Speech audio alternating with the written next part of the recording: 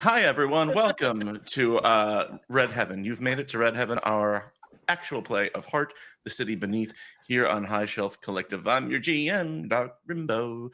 I use he, she, or they pronouns. And I'm joined by the most fantastic cast of delvers in the world and one black minion. Thank you for joining us. Why it gotta be black? Why can't it be brown? It's more accurate. Okay, brown minion. Thank you. Bye boy. Banana. Well, let's start with you, Derek, just because of the glasses. And you look fantastic. And you can explain to everyone how I'm not a racist. Please, on this stream, tell everyone I'm not racist. This man is beyond prejudice. No.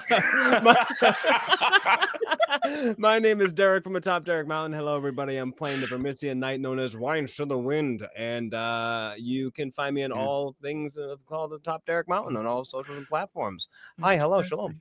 Hi, hello. You look great. I like the new glasses. I think it's a great look for you. I appreciate that. It is a little bit Minion. It is a little bit Where's Waldo. But most importantly, that's right. It's Where's Derek? And the answer is right there. Right there on my screen. Derek, I'm going to do our role play questions for everyone this week. Just so we can learn more about these characters. Let's talk fashion as long as we're talking about glasses. Yes. Since it's episode 4 and it's been a while since we first met them, what does Wines to the Wind look like? I mean, they're an elf here, so they've got like pointy ears and they're, tall. But what are they wearing? What's their vibe? Do they have a specific fashion item that defines them? Yes. I would say that with this man looking like a fully suited subway man, imagine an entire subway train adorned onto one's body. Everything from his big old shield that is literally a giant subway door, all the way to his armor that, spits out steam and other different wonderful subway sounds, whatever the hell that is. But realistically, the one thing that's very interesting about Wine to the Wind is... Think of the brakes, like the squealing boarding life. It was with him, everything is kind of muted in color. So like he is kind of like this muted like gray blue scale to his armor. But the only realistic thing that kind of pops on his face is he is an elf here with his big ears. That's the only thing you can see on his face, as his entire face is covered with a mask. But the mask's face is like, imagine the face of like disgust, bothered, and annoyance. So it's kind of like a face like this. Ever do this? Screen cap. And that's Wines to the Wind. Awesome. Fantastic. Thank you. I love him. Yes, and in this world, in the city of Spire, Elfir High Elves wear masks as like a must-have accessory. They have different masks for different occasions. And I love that he still has his from when he lived up there. But it is annoying. Let us go directly above you to my good friend Christina Sid. Hello, Sid. Hello. This lovely smile. Tell us about. I was delaying so that I could actually hit my mute button. Oh, that's great. Great, terrific. Tell us about my favorite fuzzy hoofs and. I would love to. And her bees. And her bees. I'm Christina Sid. I am playing Jazzy. Jazzy is a Knoll heart song deep apiarist. Also, everybody say hi to Larry. Hi, Larry. Hi, Larry. And as fashion goes, Jazzy's a bit of a magpie.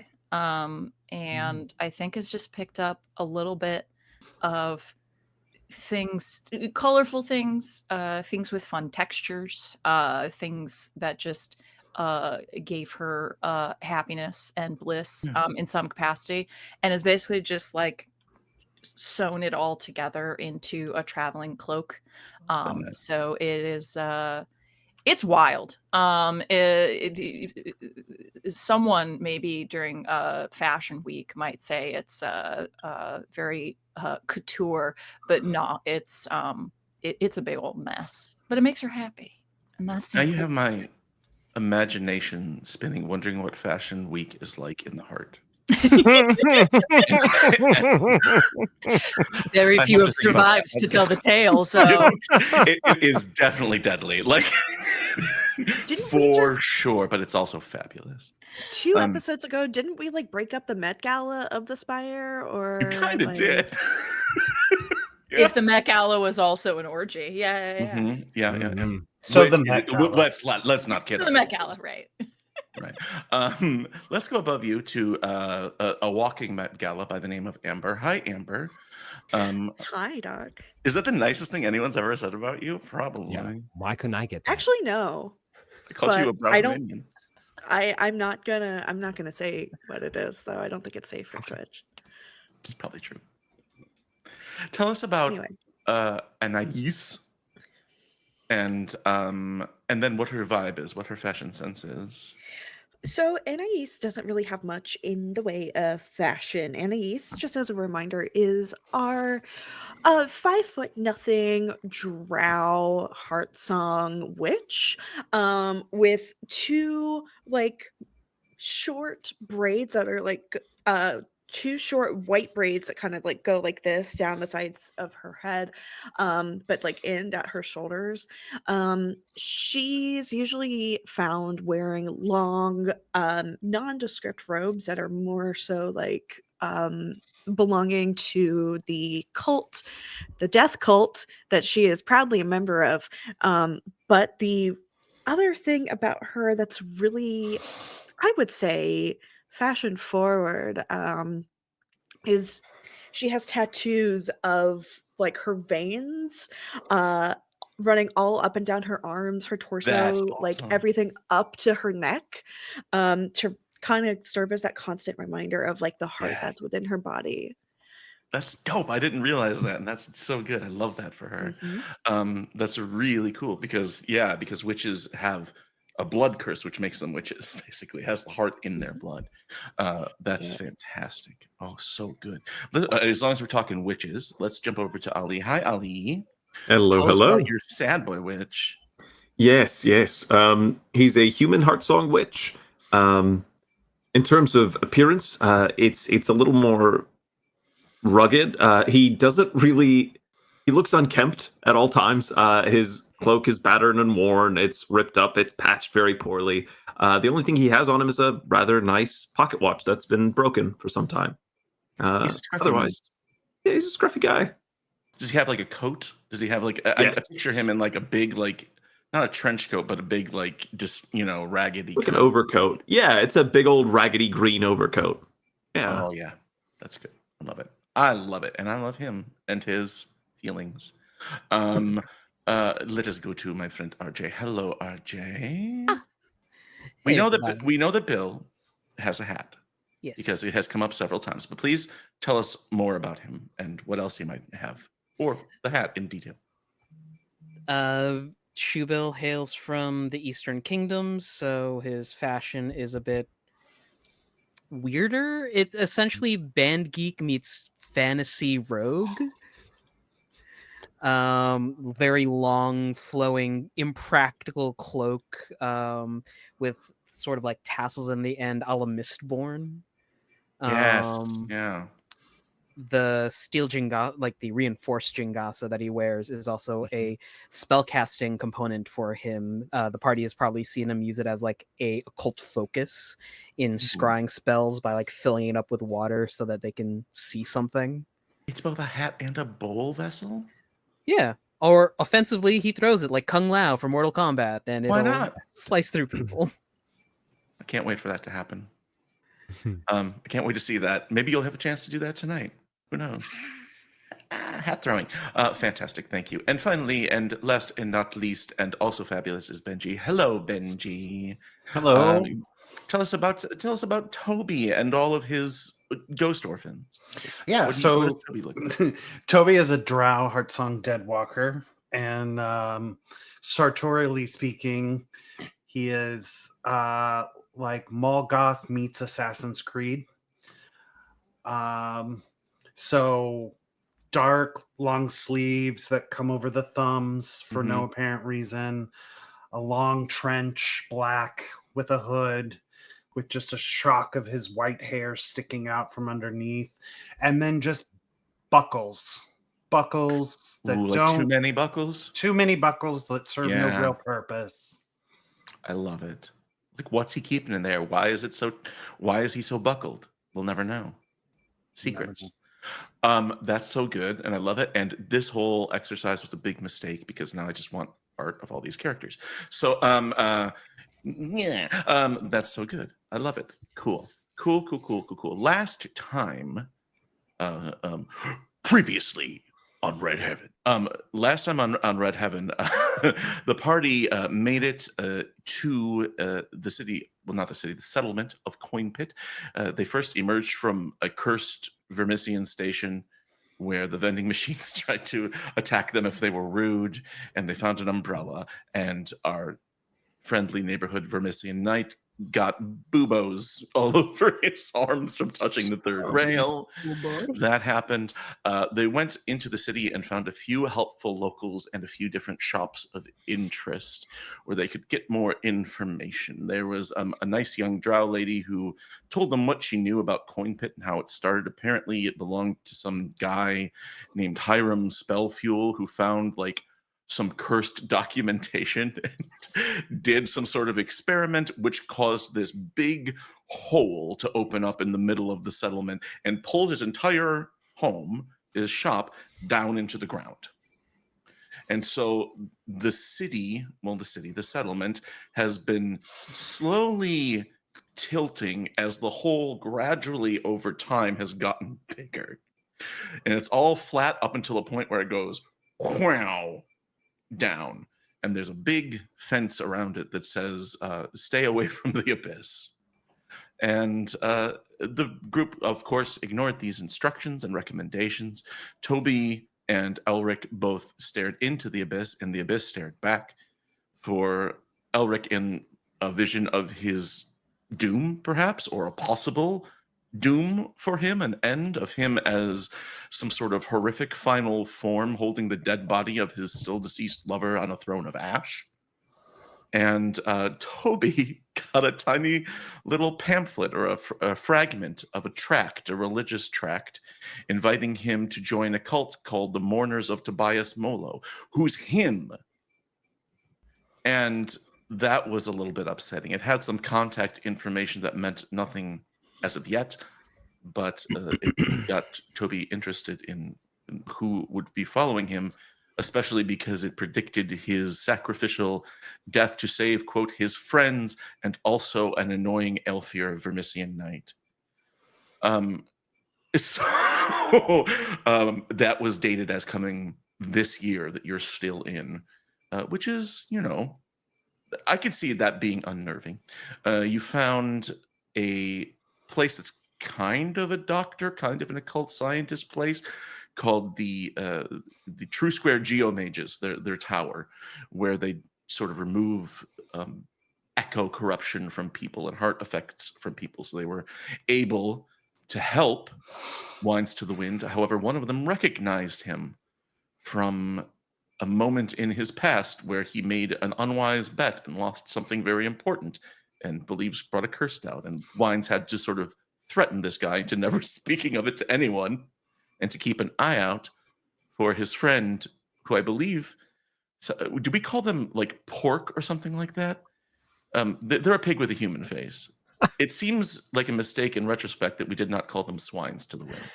Yeah, I feel like that just because we need to rectify that is not the name. Okay, swines to the wind is his messenger to and from the city above. Right. And so the rest of the group then gathered, and they all met in the tea room and pawn shop of a woman named Granny Grimgoth, who is a pillar of this community, a very large and intimidating woman who does not take kindly to nonsense and she's business minded.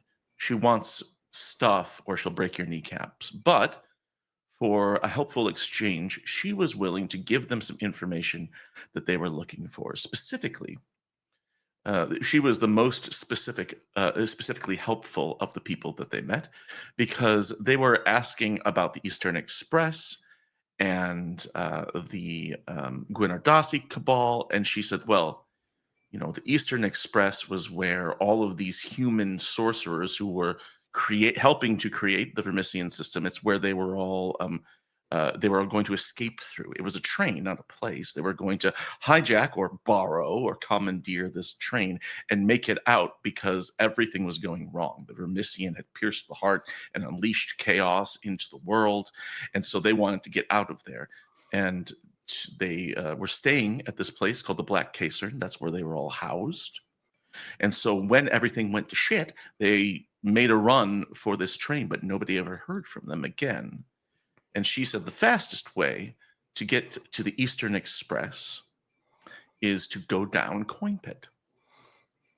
And if you go down Coinpit, there are rumors that it leads to the Black Casern, which has a direct line, literally tracks, which will lead you to where the Eastern Express was going, in theory. She also suggested that there's a possibility that this machine that pierced the heart, this train that they helped to design to power the Vermissian system, is still down there.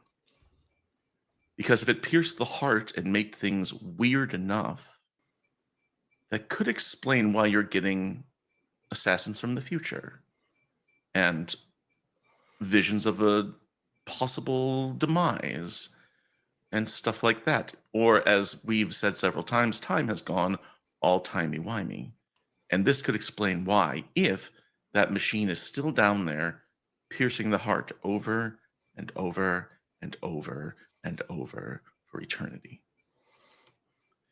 And then Shoebill had sex with her.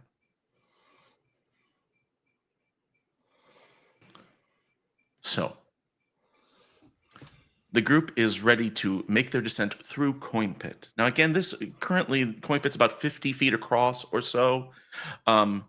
It has a fence, but then it also has some scaffolding off of the side, some rope walkways. So people have crossed it or gone down into it before. It's just that you usually don't hear from them again.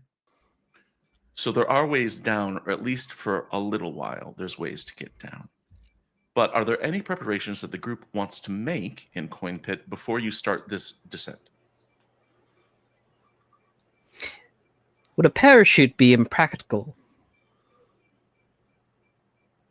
Oh yeah, Granny Are you Grimgoth did planning give on us falling? a parachute. She gave you some equipment that might include a parachute, yeah. Climbing gear. Climbing gear. On the off chance that one of us might fall on accident or on purpose or by design by the gods,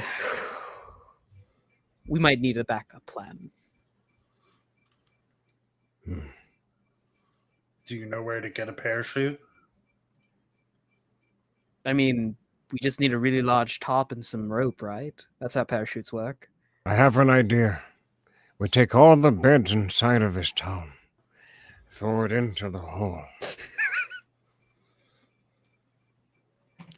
I don't really know how everybody in the town would feel about us stealing all of their beds. Annoyed at best. Exactly. This place already sucks. There's a big hole in the middle of their town. What's taking a few of their beds gonna do? I mean... Wines, look around you. What makes you think these people have beds? Wines looks around. It does have kind of a tourist trap mystery spot vibe to it, but on the income scale, it's very far down. Wines looks back at Shoebill. Yeah, these people are full of poverty. I don't know how I feel about that phrasing, but all right. No, he's right, says a man who walks past. You're full of it. And then he keeps going.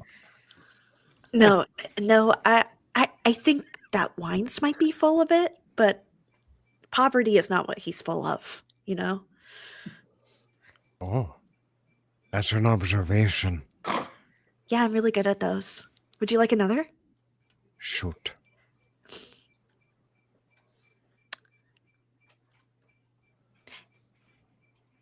Yeah.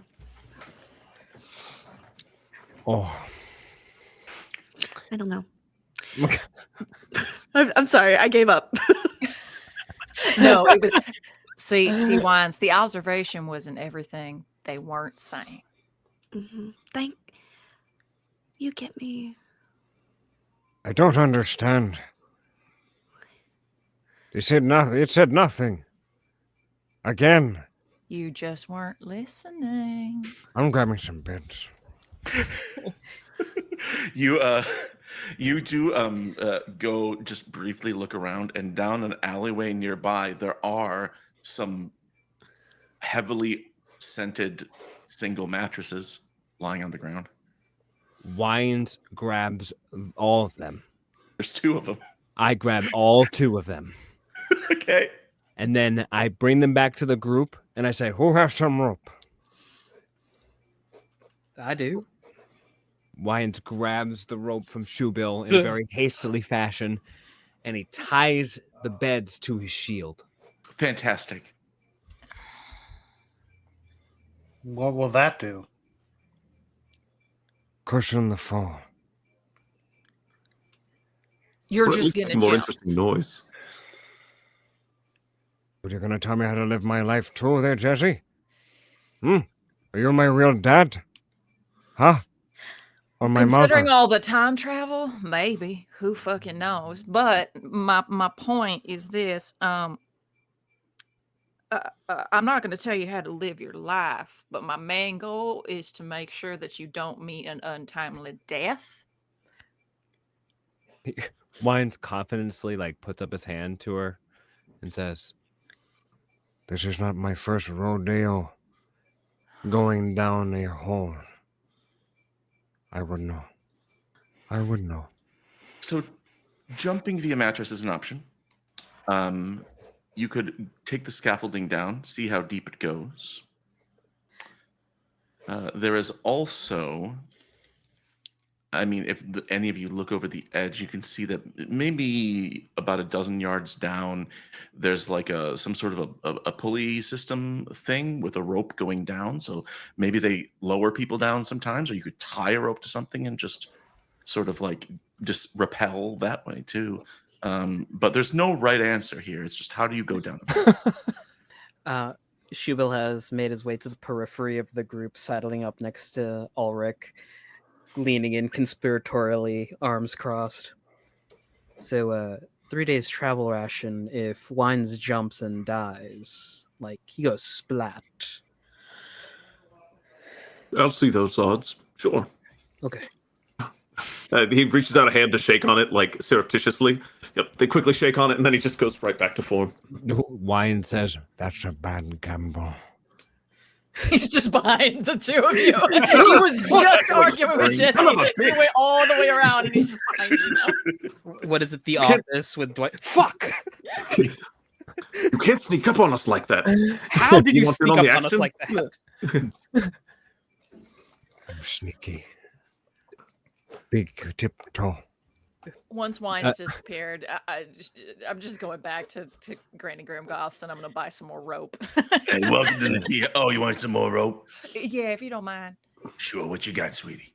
I have a real nice blossom in a jar. What kind of blossom? What flower are we talking? It's a heart's bloom rose. Oh shit! Really? Yeah. There's plenty Okay, more where yeah, that yeah. came from. Maybe. I mean, for that much, I can get you something else too. Let me see what could be helpful. He is a jetpack. Just kidding. No, that'd be fun, right? That'd be amazing, actually. But I got an old parachute, or at least I think it's a parachute. It might be a backpack. either way, that sounds good. All right, here you go. Gives you this thing. It is. It's hard to tell whether something's a parachute or not. Only one way to find out. Mm-hmm. It does say parachute on it. It is a backpack, and someone has written the word in handwriting "parachute" on it. What, like on in crayon or something? Probably and paint. it's spelled. Yeah, some sort of some I'm sort of putting wet it on marker my thing. sheet as in quotations parachute. Good, PARASHOOT. Yes, parachute. Parachute.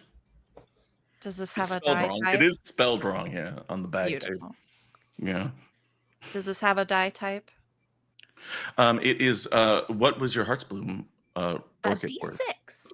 Yeah, it's worth D6. Beautiful. It's a D6. It can be a. We'll say that it is. I'm sure there is a resource tag that's appropriate. But while I Mhm. think about that, who's the first one down the hole? Let's go. Hello. Mm. Oh, nice. The sad boys. Yeah. boys. Old man Please. like Thelma and Louise. And jump. How do you guys approach this? I think Toby, in a rare, seemingly out of character moment, is just like, all right, let's go. Okay. And then just heads towards the scaffolding and starts making his way down. Oh my! All right, all right. I like that. So you climb over onto the scaffolding, and of course, as soon as you climb over, it lets out an unsettling groan. Well, it's settling, but it's unsettling to you. It just sort of goes, "Rah," and as soon as you do that, people on the street, um, tour guides and souvenir salespeople, and so everyone's sort of turning to look like they want to see this happen. But it kind of it's not evenly built, but it goes a certain length, and then there's a little ladder leading down, and then it goes another place, and you have to hop down onto a rock, and you have to be careful. You twist your ankle and go like that, and then then there's another place where there's like another little ladder leading down. You have to zigzag back and forth. Ali and Derek know what I'm talking about. Mm-hmm. Yeah. I just So you start climbing. Down goes Toby. Who's next? Yeah. Elric starts whistling and follows. He just kind of makes a bit of a spectacle of it. Jumps and hops here and there, and looks back to the onlookers with a grin. Lovely. Fantastic. You find the same thing. You start climbing down. Next. If I were to be at the edge of the hole, Wines grabs a rock and throws a rock down the hole and listens. Okay. How deep is this? Well, first of all, Toby and Elric, a rock goes past you. You watch as the rock plummets, and it goes down like 50 feet, and then it vanishes into darkness, and you hear nothing.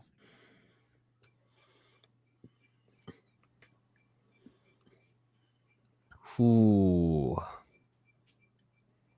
Wines is going to go down some of the roping that's on like the side and start to climb down. So using the lift, he's going to climb down to about the 50-foot level where maybe he can see a little bit more, which is down there. Okay, yeah. So you get over there and start climbing down with the others. Mm-hmm. Okay, next. So, I don't know if this is a smart idea, but it could prove useful for the next part of the delve. Mm-hmm. Anais wants to. Fuck. How do I phrase this? I have true form.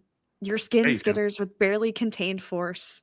The heart's blood within you is waiting to remake you as a flickering, hungry, zoetrope horror. Whenever you want to, or when you suffer major fallout, you enter your true form. Describe it. Mm-hmm. And you know what? You want to make this journey in your horror form? Why not? Because I mean, I you can know. think of reasons, but you should absolutely do this. Yes. Hold on, RJ has a RJ? question. Is this the first time we'll be seeing this as a party? So I think we've seen it once before, maybe before our first stream in session 0, maybe. Okay. But you've also seen Elric sort of bamf into a creep form too. Okay. Yeah. I remember. What does yours look like? So I feel like Anais takes on the form of you know what? Takes on the form of like a giant raven, but like actually blood red. Honestly, like this color. Red. Oh yeah. Hold on.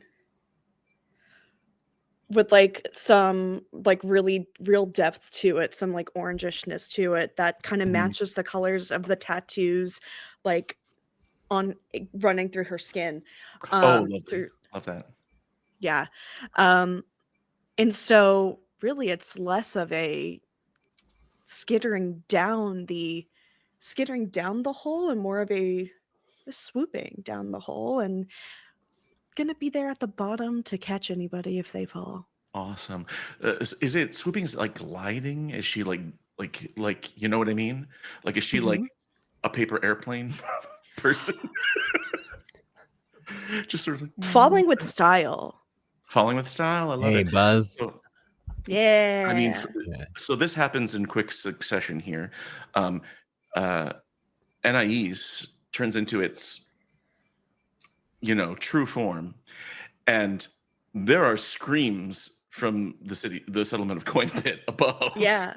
Like Upon seeing feathers, this, like it's screaming and feathers that take yeah. on like the same kind of like texture and like the same kind of like um feel as like the walls of the heart that she ate a couple Oh, sessions ago, yes, kind of yes, yes, like yes.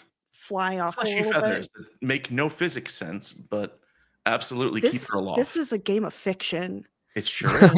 And so you jump over the side and start to glide down. All of you watch as she starts to descend.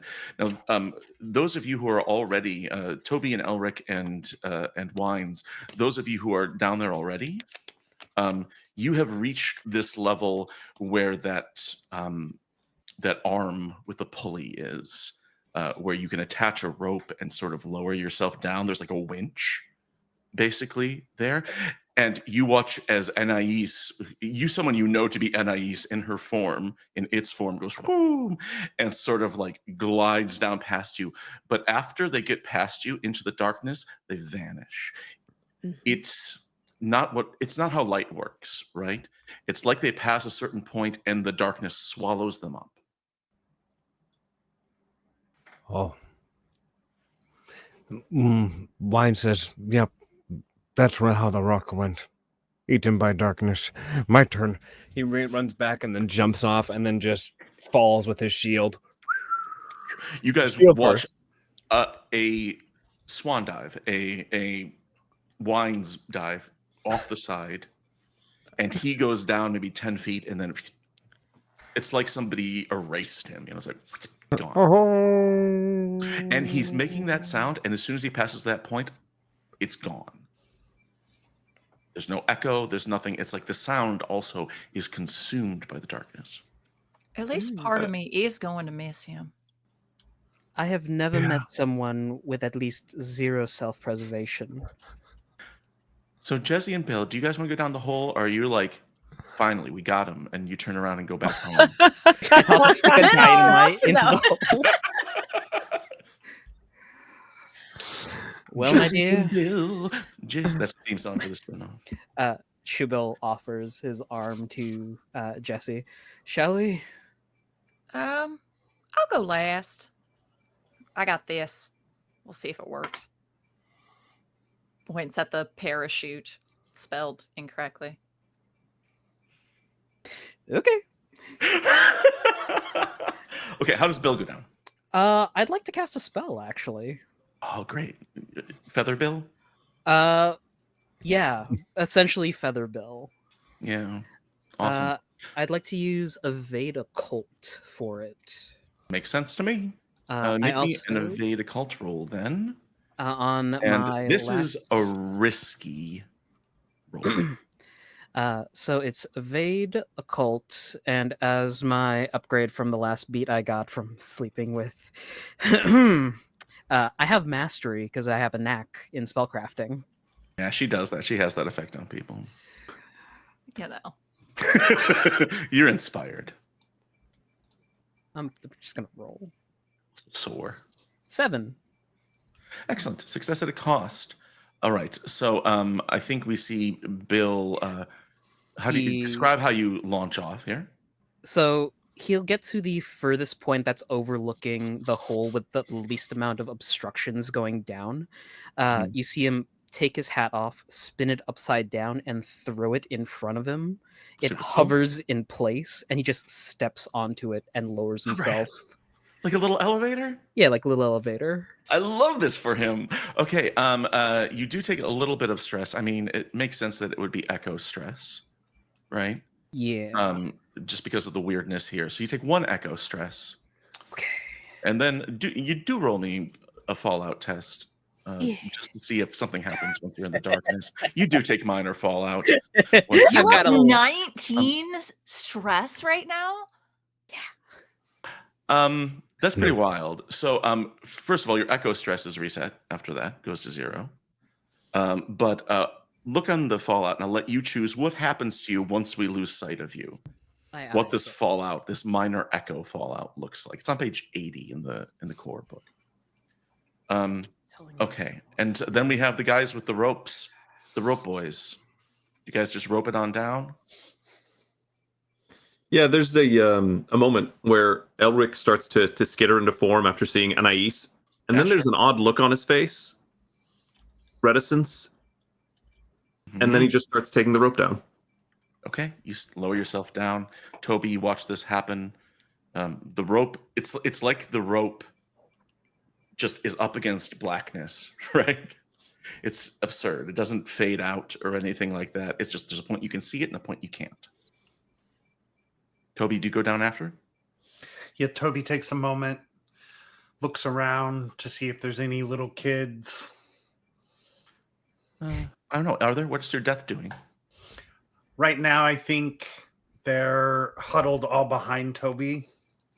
Makes sense.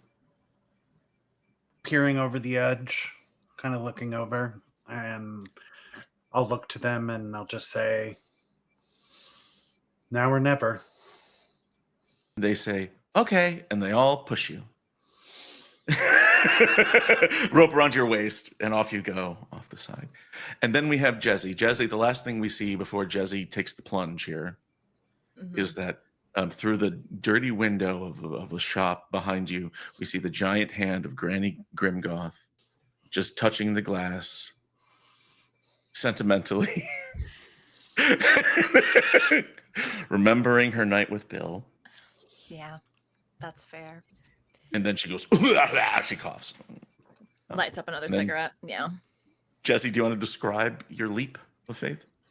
I think she has like a little bobble, like she's about to do it and then she can't, and then she just goes to like the nearest passerby. Is like, I'm sorry to do this. Could you just turn around? It is a drow teenage boy, and he turns around and goes, yeah. Just look away if you don't mind. Oh, Just over there. Okay. And he turns and looks away. Okay. Take 2, and then she'll run and jump and get ready for the parachute. He totally looks. God damn it! No. And I think we need, first of all, to roll. Yeah. To determine whether or not the parachute works. Oh, that's totally fair. This feels like a fortune stress type of roll. Sure. But I don't know what kind of skill or anything you want to use. It feels very much luck. So I think that this is definitely either delve or evade. I could do delve, okay. and I mean this is a pretty simplistic form of technology, but It is technology. Yeah, of some delve kind. technology is a good idea. Or Haven. Yeah, delve technology sounds good. So give me a roll on that. Beautiful. Technology standard. Oh, I'm gonna go splat. Here we go.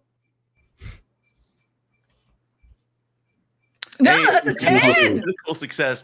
This thing goes whoosh and like it expands like the best parachute that's ever been made ever. And because it's critical success, what does it look like? Is it a rainbow parachute? Is it just a big bee, a big bumblebee? It has to be a bee. It has to have bee stripes. Like, how did Granny even know? I didn't let the babies out around her. How did she know? But she knew. She knew.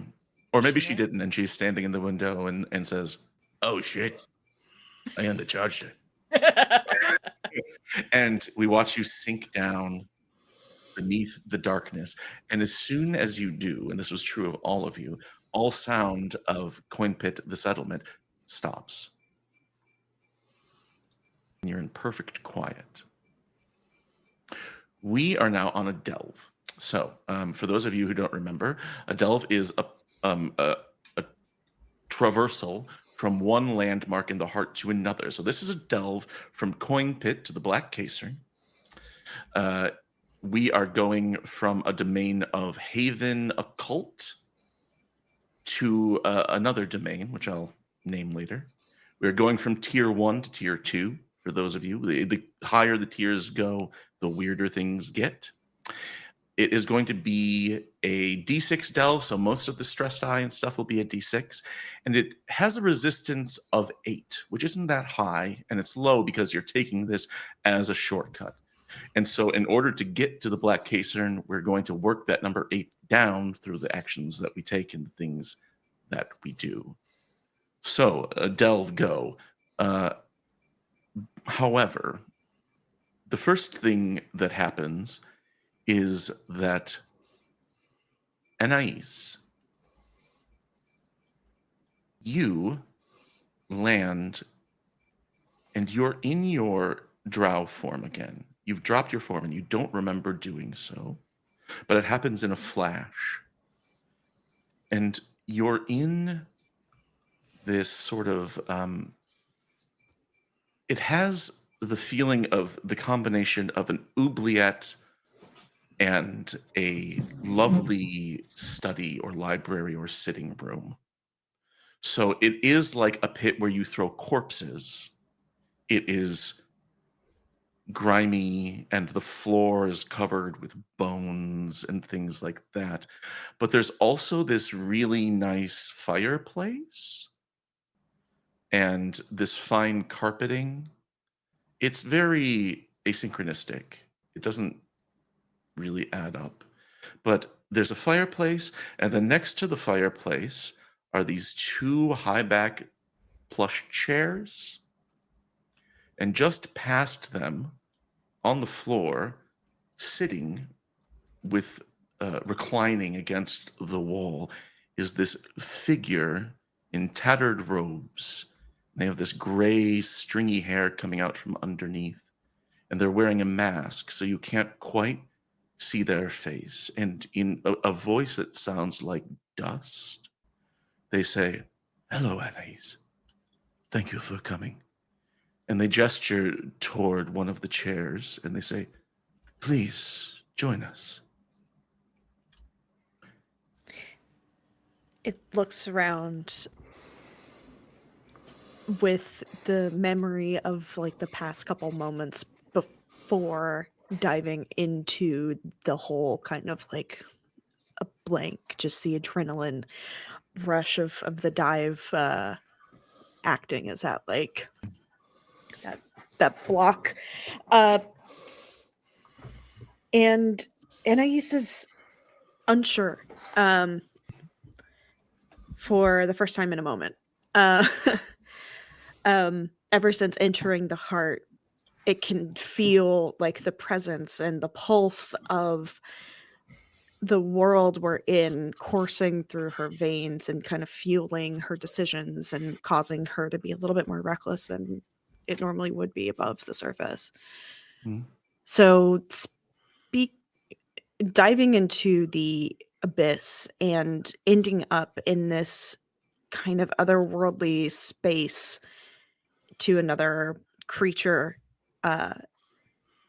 kind of gets her flat-footed. Yeah. And so she hesitates before actually sitting and accepting the invitation. I'm sorry to disturb you and your home, I guess. But what is this? This is just a Here. conversation. I wish to speak with you in person. And again, they gesture to the chairs. They're not sitting in the chairs. They're sitting like leaning up against the wall. They kind of give the vibe of a person who's been living rough, a displaced person, an unhoused person. They're just sort of leaning back against the wall, but they seem frail almost. I'm sorry, you cut out for a second. They seem what almost? Frail. Frail. They're grayish pallor, and across their clothing and stuff like that. It almost gives the impression they could blow away at any moment on the wind.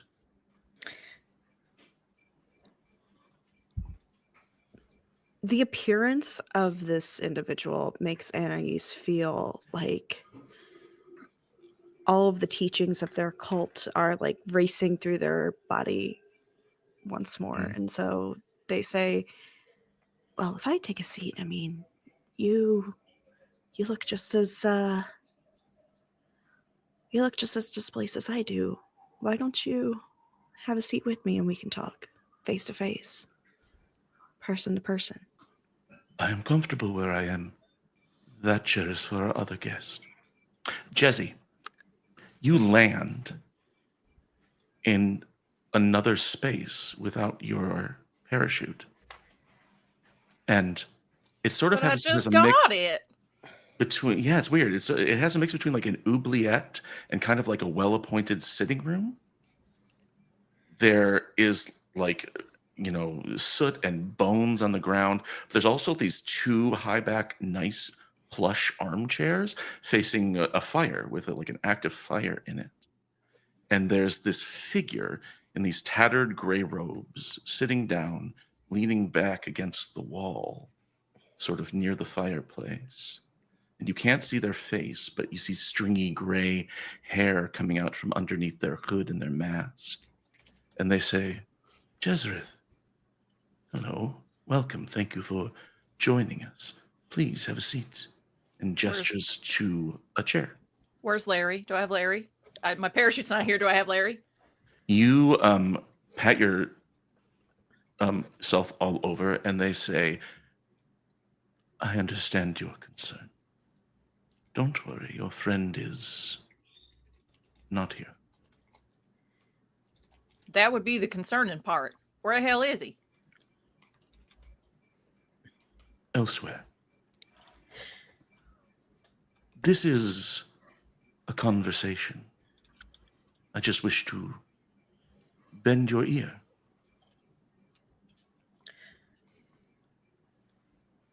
Okay. Hold on. I'm sorry. Just to clarify, is Jesse in the room with me? You don't see Jesse. And Jesse, you don't see anyone else. But then the figure on the ground says, to nobody in particular, no. That chair, and points to the one that they're gesturing at for you, is for our other guest. Okay. I think Jesse very cautiously looks around. There's nothing else in this room, just a fire, some chairs, and the person sitting on the ground. Yeah, in this like cozy torture pit. Cozy Right. Torture Pit. That's my new punk rock band. Mhm. Jesse will very gingerly sit in the chair that was pointed to her.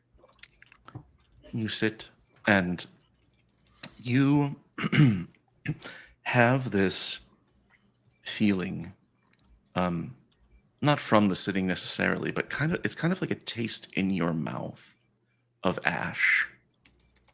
It has that sort of basic, like very bitter but dry on your tongue. And the figure sitting down says, Jezreth, you have my attention. Don't be afraid. That's a good thing. Oh, I was going to say I didn't mean to, but that was just my knee-jerk reaction. What do you want? It says.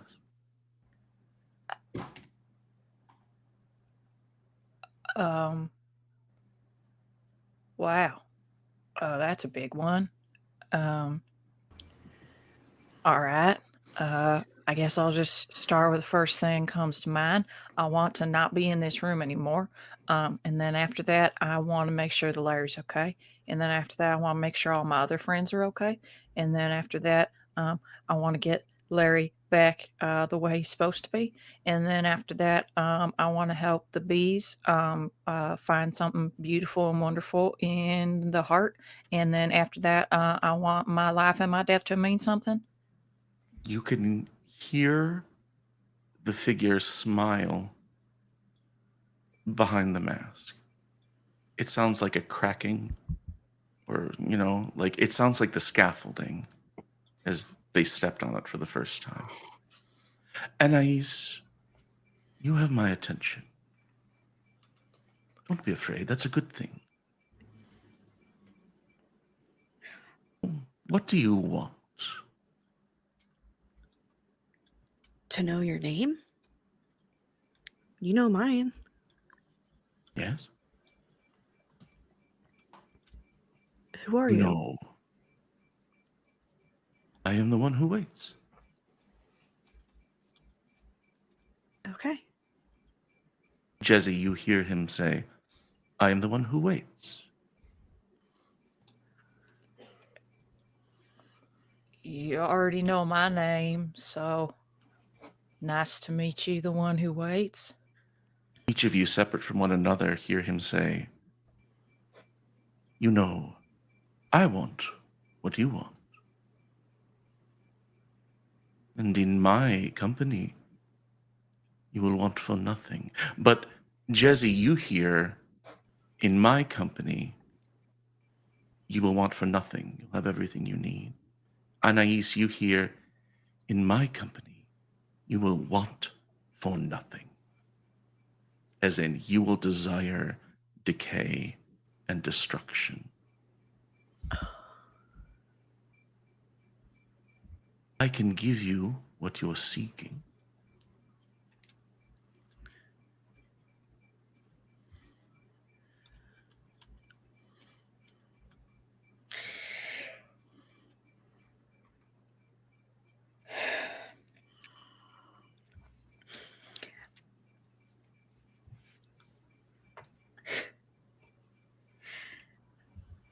I don't even know what I want. How can you deign to know what I want? The one who waits. You were taught by misguided ones. You were taught that there is nothing to be worshipped, nothing desired, nothing to be done. You have been taught to want the end of all things, and that is the way of the deep. And yet you strive. I see you venturing deeper into the heart, looking for answers to questions. You are a witch who knows the heart too dearly. Am I not enough for you?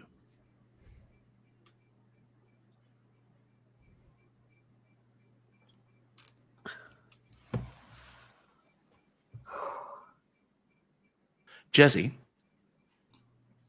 you Oh, no, hear it's him okay. say, In my presence, you will want for nothing. I see you give yourselves to the hive. You wish to be united with something bigger than yourself. That is what I want. With me, you will work toward one desire, one hope. When people are united, then there will be redemption. The heart gives you what you want. And so, if there is only one thing wanted, how can it be denied? What's the one goal? You said it yourself. A good death.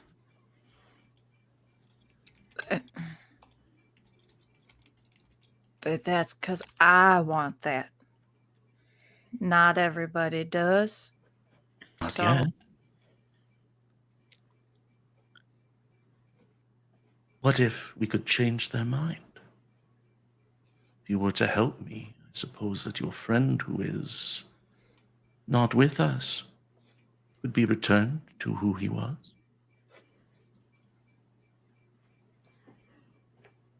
All right, look, I didn't complete all my schooling because stuff. So just let me walk back what I'm hearing from you, if you don't mind.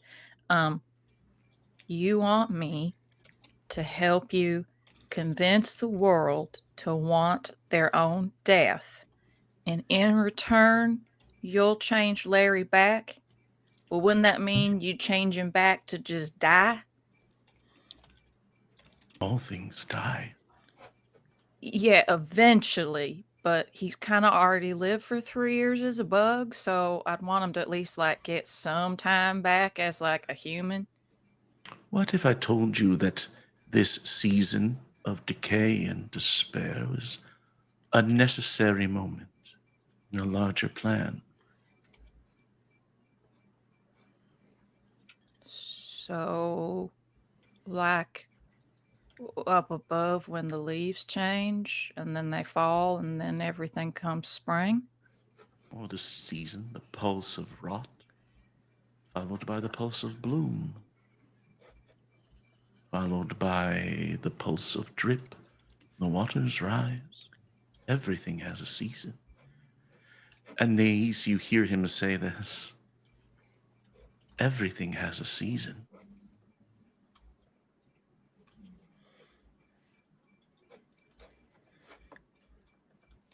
Don't you think it's time for you to embrace destruction?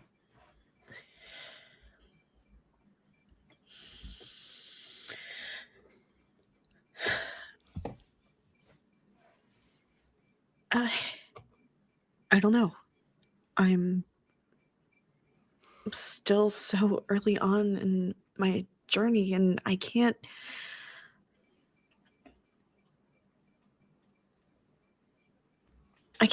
deign to know if destruction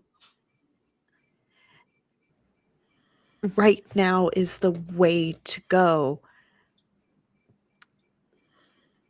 Your indecision is delicious.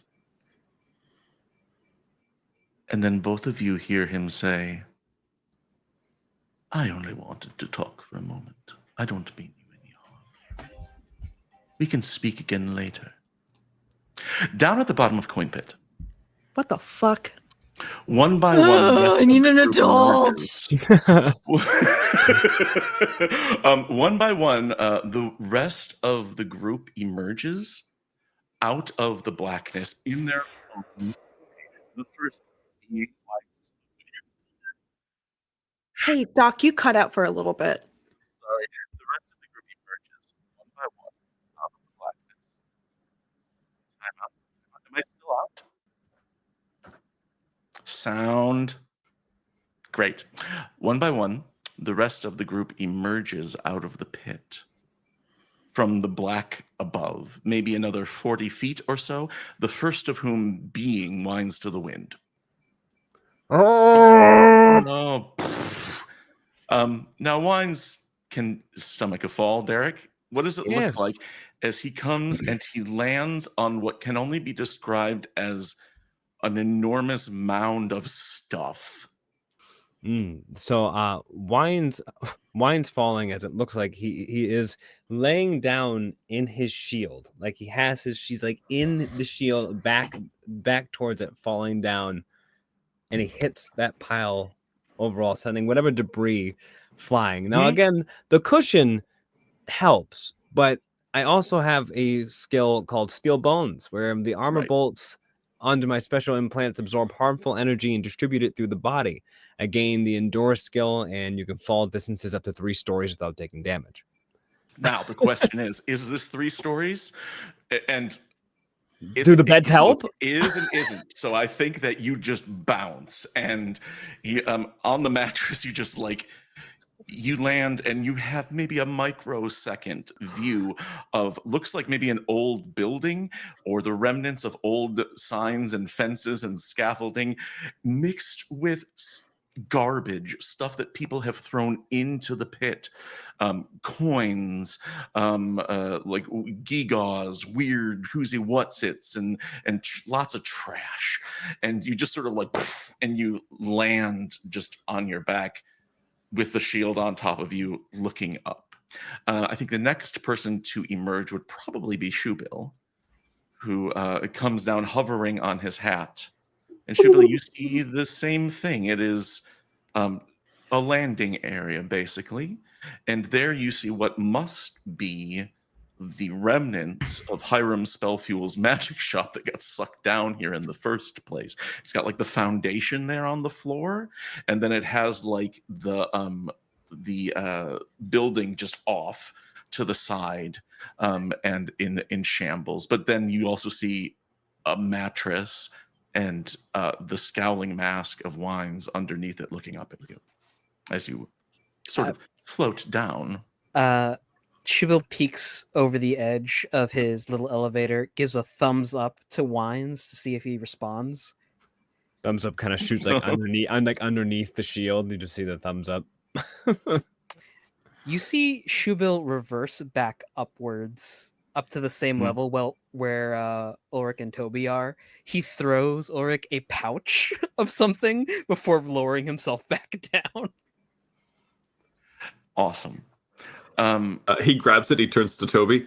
He survived. I don't know if that's good or bad news, but he survived. And he just kind of affixes it to his coat. Toby and Elric both follow on ropes, make it down just fine, and you're both down there, looking around for a good minute before you realize that Jezzy and Anais aren't here yet.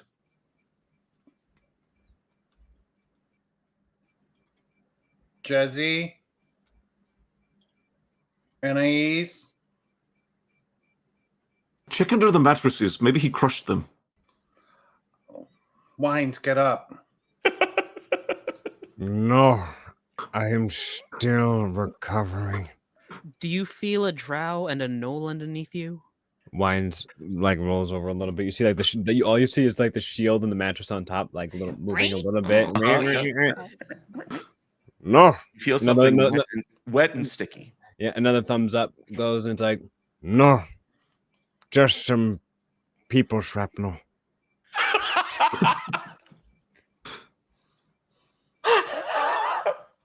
Oh no. What do the four of you do? Quickly pulling Wines up to see the people shrapnel underneath them. Yeah, Wines like pushes the like he sees the hands, pushes the rest of this shield up and over, so the mattress kind of, I imagine, unbounds from the shield, falls to the side because mattress does not beat the hell, and then takes Shubil's hand to stand up. What do we see? Is it human shrapnel? Yeah, it probably was at some point, but it's been down here for so long that now it's former human shrapnel. Like, there's no doubt that some people did not survive this fall as well as you did. But it doesn't give any sign of being people that you know. Huh. That's a bonus. Otherwise, there's just all sorts of junk and crap down here. Obviously, the safety of your friends is the priority, but if anyone wants to look around, you could look around for stuff to scavenge. Yes, I would love to do this thing. Okay. You look around for a little bit and I'd like rolls for this just to see if you can come up with anything, Wines. Make me a hunt occult or hunt technology.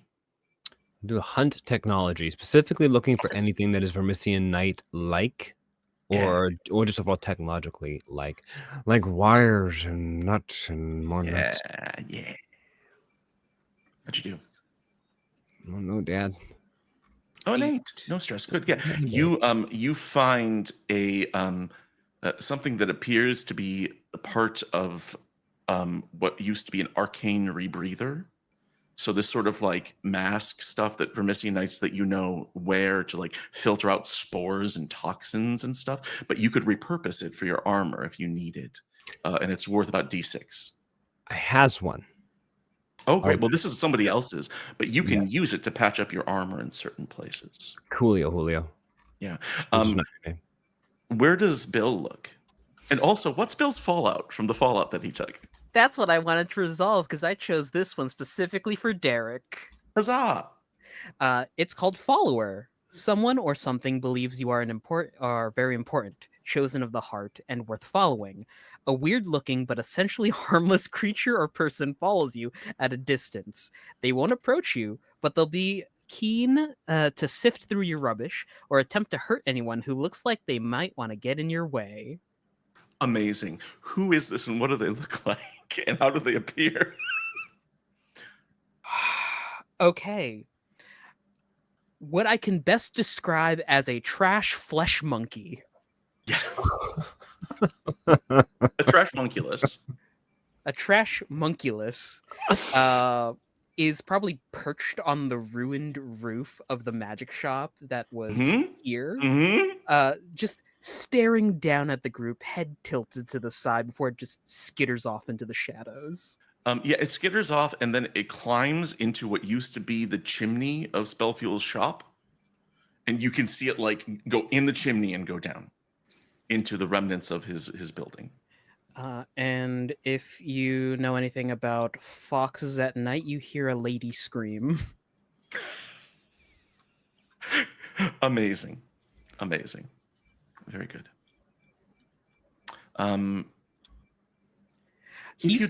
Sorry, yeah. Well, I'm just gonna say, if you'd like, Bill could go inside this guy's spell shop to see if there's anything there for him. Yes. Because he was an arcanist. And so who knows if he's alive in there or dead or whatever, but it's still kind of standing. Well, whatever's nailed down is probably going into my pack. Discern occult? Yes, discern occult or hunt occult. Either one would be great. I just need to double check. That's for spellcraft. Okay. Standard? Yes, please. Here we go. 10. Nice. Excellent. You enter into what's left of the shop, and it seems like it's been picked over. Other people have clearly come through here, and stuff like that. There's no sign of Hiram Spellfuel anywhere, which either means they took him, or he's dead and decayed, or he's in another plane of existence, or he's fine and elsewhere. But you look over and you find a desk, and it's got a secret compartment. Of course it does. And you find it with that 10, and it opens up, and inside you find what you know to be something called an etherometer.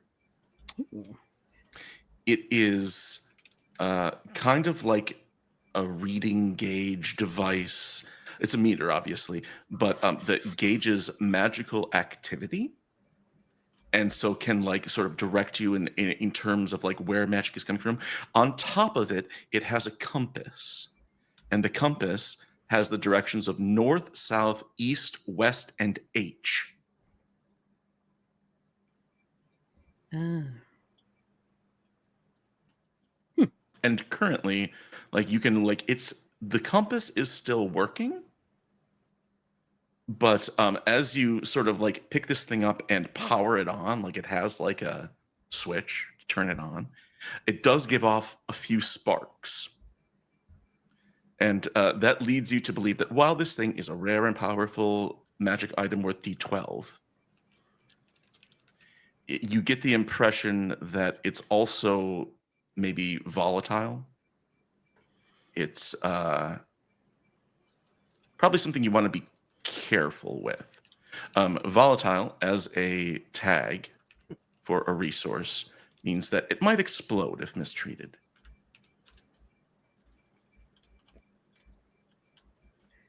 Sweet.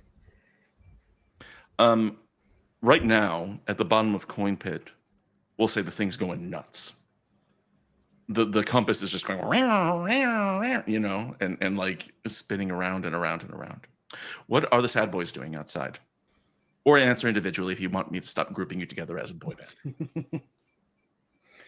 I'm looking for Jesse and Anais. Okay. There's no sign of them anywhere. No bees. No witchy things. Elric, How do you address this? Elric turns to Toby. We really have only one path forward.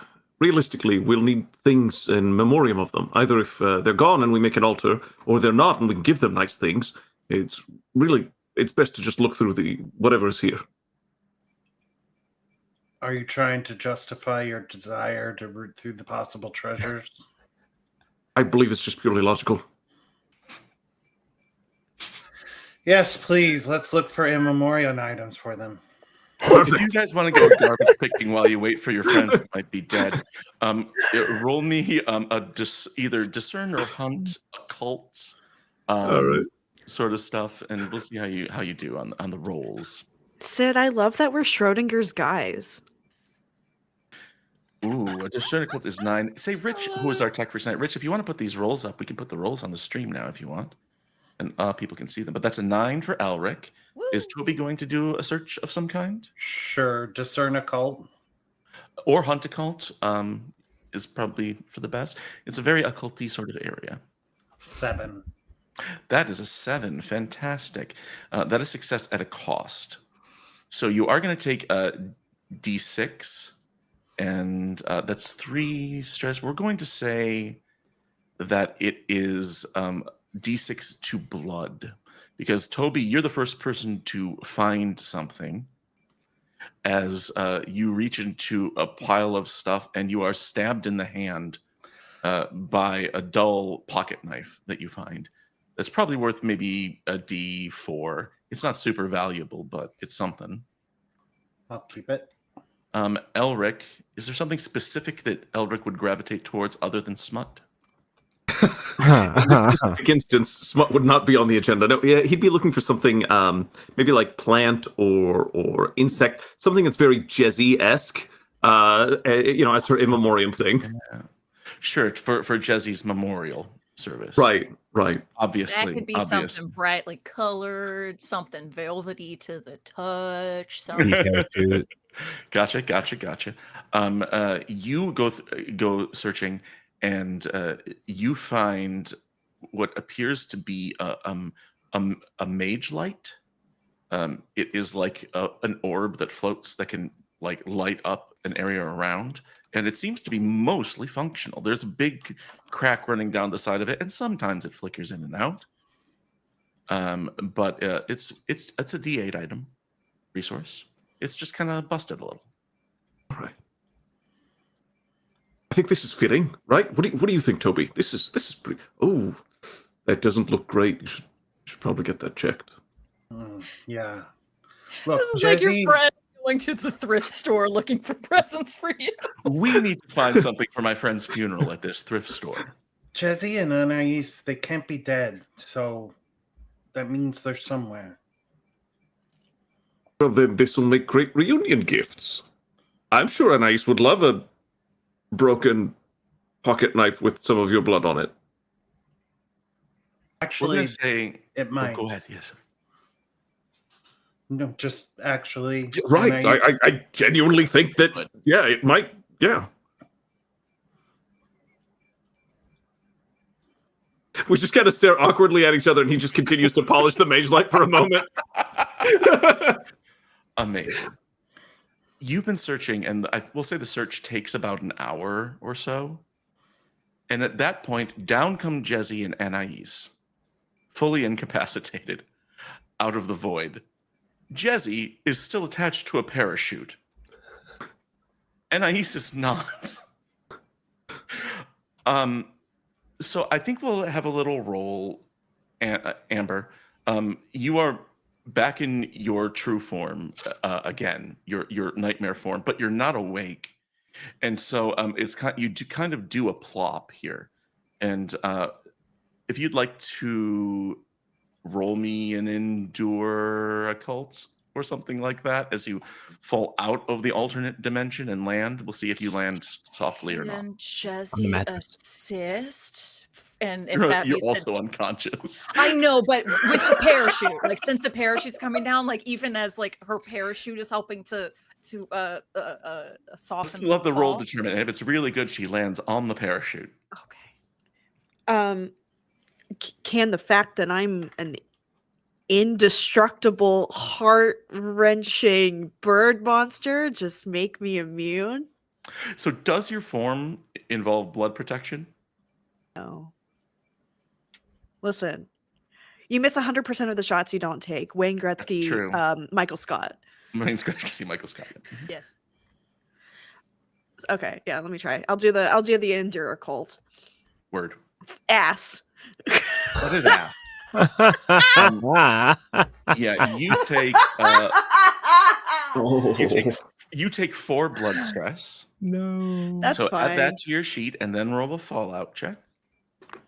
Okay. And actually, Toby, I need you to roll one too for getting stabbed by a rusty knife. No fallout for Toby, but Anais, you do take minor fallout. I'd like to pick this if I could, unless you have one that you have in mind. No, Because I I'd really don't. like to shape this around the current situation.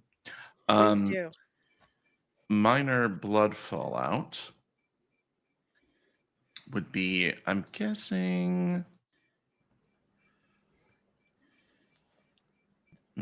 There it is. Yeah. Yeah.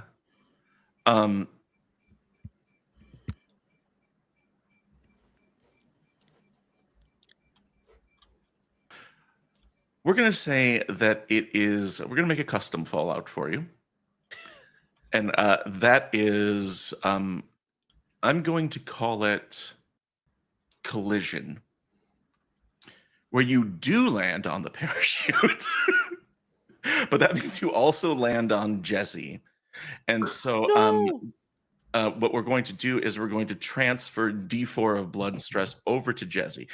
Anais clears her blood stress. And Jesse takes 4, but doesn't need to roll a fallout check. Cool. It's fine. Jesse comes floating down, and then Anais right on top of her. I'm so sorry. All of you watch this happen in No. quick succession. I run over to them immediately. What was the point of bringing the mattresses down if you weren't going to land on them? And you run over and realize that they're both just unconscious. They're completely out of it. Little blood bird monsters are like floating around Anais's head like in a fucking cartoon. Just like I have a question, and Yo. if I need to do this later, I can. But it just seemed apt for the situation. Mhm. I have an ability. It's called apesambulation. Oh, your body- apesambulation? Yeah. Yes, your body sleeps while your mind, riddled with industrious bees, marches on. Yes. Once per session, when on a delve, you can fall asleep and let the bees inside your body steer you. In this state, the bees speak for you and perform actions on your behalf. Would you like to voice the bees, or would you like me to? I would love for you to voice my bees. Such a statement. That's such a wild statement. Please voice my bees. So in slow motion, you see Jesse's hooves come out first, come out of the blackness, and then when her mouth comes out, it opens, and you hear this buzzing, multitudinous voice shouting, "Occult trickery, arcane problems, they have transported us to another pocket dimension. We need your assistance. This one is unconscious." And in comes Anais landing on top of her. And when you're both face up on the ground, Jesse, the bees say, "The witch has landed on top of us. The witch is too attuned to the heart. We need to kill her while she is unconscious. End her now." Hey, none of that. No. is this like Who a Rocky and speaks? Bullwinkle bit? Corpse boy, we are not listening to you. Where is the reasonable one? Where is the knight? Oh no! Oh no! I- She's very wounded. Oh, fuck. Proudly. comes Her eyes over. are not open. It's just like her Winds. mouth is a speaker for bee voices. And it sounds like 30 people are saying the same thing at once. Bill, how do you reset a magical device? And he's like turning over Jez, looking for like a reset switch or somewhere to unplug and plug her back What is in. the other witch doing? They are in cahoots. They are in cahoots. What happened is just head pressing again. We have to. I think she's malfunctioned. And he's like Wizard turning boy. her over. Where is the wizard boy with the hat? Wizard boy. Oh, The one you bees. called Jezzy is asleep. Special request this time around to the What? bees. Do you have any special requests this time around? Oh, I don't know. I could go for some pollen. How about drugs? I have those. Where have you led us this time? We usually keep our opinions to ourselves, but the one called Jezzy was taken to another plane of existence.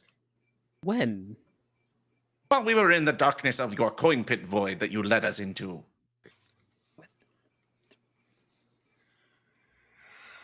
All right, from now on, buddy system. We don't want people getting lost. Yes, this makes sense. The buddy system is good. It is an example of order. In the interest of fairness, she had like a multitude of buddies within her. It didn't really fare out that well. But we're all fine. How's Anais? Anais is not speaking through bees. No. Oh, But shit, you do notice that she did get bruises on her bottom. They're Would like not be okay. the first time that I fell on my ass this year. They're Been okay. there. They're physically all right. They landed on some soft garbage. But say they're that just about Jazzy. unconscious for a good minute or two. God damn it! Wow, that's real good. Yeah. And Amber just burned you real bad, and it was lovely. Oh, not you, Jazzy. So, after a moment, they both wake up, and Jazzy and Anais, you are in a bad smelling place. Oh, I'm gonna opt to stay asleep because I do also need to heal some stress. So that's the other part of the epicambulation is assuming you get a few hours of rest and progress on the delve, you can refresh a d6 from any of your resistances. So Fantastic. Jezzy's still out. Jezzy's still This out. one chooses to sleep in. They Elric are is like sleepy, no. Elric has like stuck a finger in Jezzy's ear. He's trying to find the reset button, and it's just not working. Cut it Oh, out. what are you It's not, doing? it's not in her orifices. Yes, no orifices. Okay, he's started pinching the nose now. He's really just trying anything and everything. Jezzy stands up, but in a very like Weekend at Bernie's way. And is like dangling their arms and looking around with their mouth still just open. Awful. And says, "We need to let our vessel rest because of this nonsense that you have led us into." And then it just sort of like lumbers off. Wait, before you go. Can I just What? flick out a pair of sunglasses and just affix them onto Jezzy's face? You find a pair of sunglasses on the garbage pile. Yes. Yes. That's Yes. so much better. She cannot see anything, but we can, so it's fine. How do we look? Do we Dashing. look cool? Very dashing. Yes. Good. Good. Anais, you wake up and you have made it to the bottom of Coinpit. There is a bottom, apparently. And there is one path leading out from here. You know that you're looking for the Black Casern, but the path that lies before you is not an obvious route to it. It's just like the only option, the only way forward that you have. And down there, you can see sort of, it's a tunnel, but it has finished walls, like human-made walls, and all around it there is debris and like refuse that people have unwittingly dragged with them out of this area to press further and deeper into the heart. There's no light up ahead, but you think that's the way you're going to go. And before we go on our break, what I'd like is for somebody to roll me a d6 to lower our resistance, because you've made progress here. So, who do we have a volunteer to roll a d6 to lower the resistance from 8 for the stealth? I got it. Do it. Do it. Do it. A 3. Three. Excellent. The resistance goes down to a 5, meaning you're on the right way. And up ahead, you can see these concrete utility tunnels filled with cables and pipes, steam hissing from vents, and unlikely angles that the bees do not care for. And for the foreseeable future, they will let you know. So we are going to take a quick break. We're going to go and refill snacks and drinks and go to the bathroom and stuff like that. And when we come back, we are going to get further toward the Black Casern, and it is within reach. So everybody in chat, thanks for hanging out. We'll be back in 10 minutes. Don't go anywhere, especially not other planes of existence.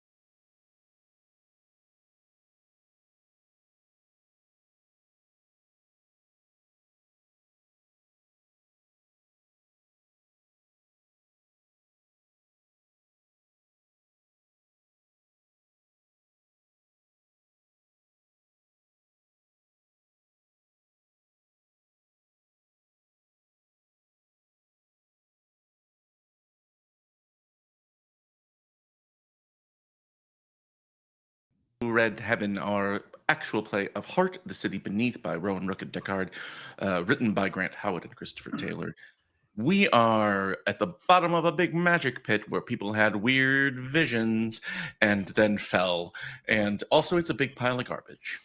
There's a trash monkey list. There's a lot going on. So if you didn't see the first half, I don't know what to tell you. But the group is making its way on a delve to a place called the Black Casern, an encampment or a barracks for a group of human arcane engineers, sorcerer engineers that worked on the Vermissian transit system a long time ago. And they have found what might be a way forward. So currently, you're all sort of recovering from your landing. And you see in front of you a large worked hallway, like a stone arched hall. And all up and down the hall, you see signs that other people have come this way, maybe not in a while. It's probably a rare thing. But is there anything that everyone does before you start taking off on foot? Yeah, Elric actually just says, "Fuck, we forgot something." It's an opportunity, a prime one, really. The kebab stand. That would have been a great place for it. Like, think of the tourism, the foot traffic. We could have very easily. We fucked up. Yes, Yeah, that's true. we did. You all take stress damage. No, just kidding. Thank you. Regret stress. No. Something to consider, though. Wouldn't we have to leave somebody behind to run the kebab stand?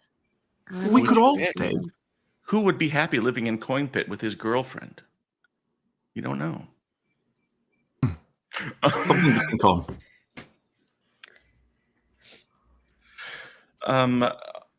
Bill, as you are all sort of like recovering and talking with the bees who are currently steering Jezzy for a weekend at Jezzy's, you hear something and you notice that in one of the windows of the shop, the trash monculus has its face up against the glass and is watching you intently. Oh, what the fuck? What the shit? There are not enough words in common. Ho! It makes this face. Granny Grimgroth?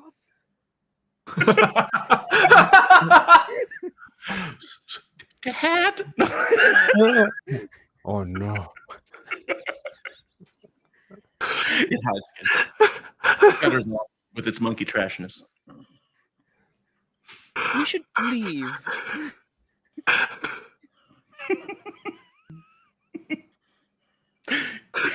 You cannot shirk your duty, Shumil.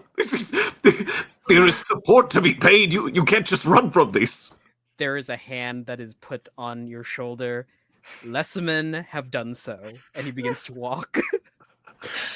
Yeah, where did Jubel get that hand that he's got? Just a disembodied hand he's carrying around. It's a skeletal arm, probably. Amazing. All right, so you all begin down this hall. It is not that long before you reach a staircase that leads you down deeper, lower, and when you reach the bottom, you come across a set of train tracks. Now, Wines, you know a lot of the Vermissian system as it is. There's no record of a track being down this low in tier 2. It's very strange, but it's the tracks themselves are kind of covered with signs of disuse, dust, other stuff, and they head off in 2 different directions. We'll say you need to decide which way to go. How do you all decide, like left or right? Wines would cautiously look at everybody and look down at the rails. Who would be the closest to Wines if Wines was like the second person then? I don't know. Who would be leading? Who would be ahead of the group? Who's real excited about this? Toby. Hell yeah, Toby. So Wines looks at the rails, looks at Toby, looks back at his healed arms, looks back at Toby, grabs Toby's arm. and like starts to like lean him down very slowly, not fast, but very almost like if he's waiting for him to reel back, but very slowly as he reaches down to touch the rails with Toby's arm. Toby, do you resist at all, or anything that? How does Toby feel about this? Toby's kind of flattered in a weird way because he's being included in something, but at the same time, he doesn't want to get buboes on his arms. No, who wants buboes? So I think he's letting it happen, but he looks at Wines and he just says, "If this fucks up my arm, I'm gonna fuck you up." Wines is looking at him the entire time, just slowly. And just as Toby's hand gets close enough to touch the rail, Jessie's arm flops forward and her paw lands on the rail as the bees volunteer her body to touch the rail. Also, before his hand touches, like I stop to look at Toby, look at the hand, look back at Toby, and say, You're not necessary anymore. it just like lets go of his hand slowly. There's no reaction. Sid, if Jessie were conscious or aware of what's going on, nothing happens. It seems to be like a dead line, and it's not. Okay. And also, buboes, but you don't have it. It's good. Okay, good. Wines, after that wonderful conclusion is drawn, he looks up at the piping above and kind of is looking to like where the curvature of the piping is going. Is there more pipes that are going more towards one direction than there is the other direction? Oh, I love that. Let's roll a check for that. So, discern technology or delve technology.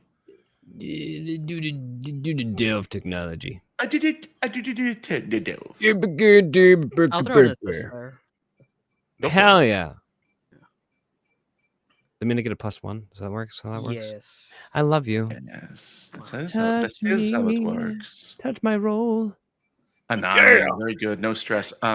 You do note that there's no sign of like more going one way or the other, but it does have markings on it. Somebody has like on some of the pipes you see arrows pointing in one specific direction, and then you see like the glyph equivalent of EE or BC. You know what I mean? Saying like Black Casern that way. Okay. All right. Derek, roll me a D6. I love a D6. I know you do. I know I do. I know you do. A 5. Ooh. With this breakthrough, the resistance drops to 0. Woo! Woo!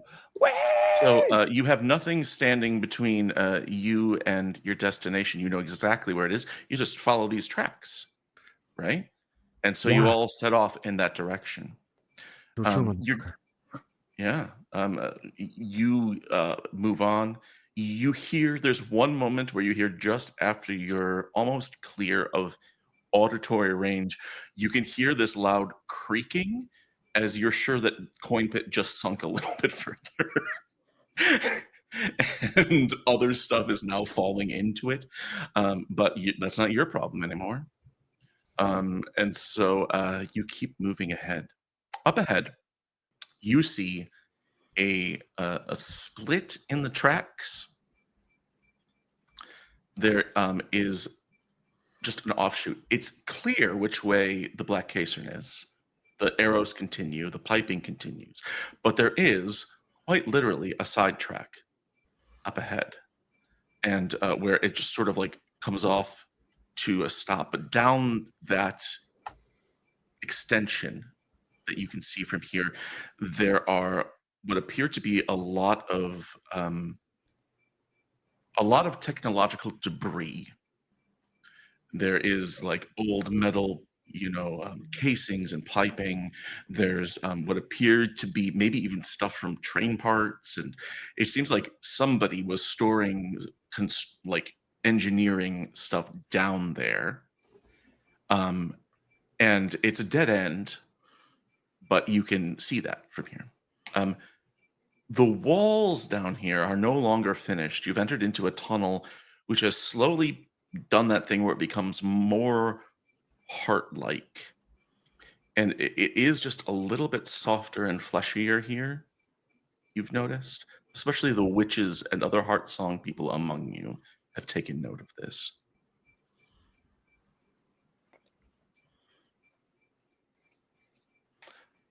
Toby, Yes. your friends, the orphans, are all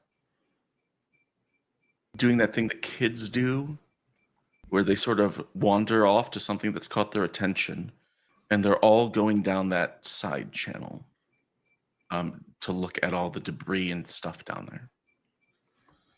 Toby, this may be the first time everybody sees him do this. Calls out and says, "Hey, do we really have time for this?"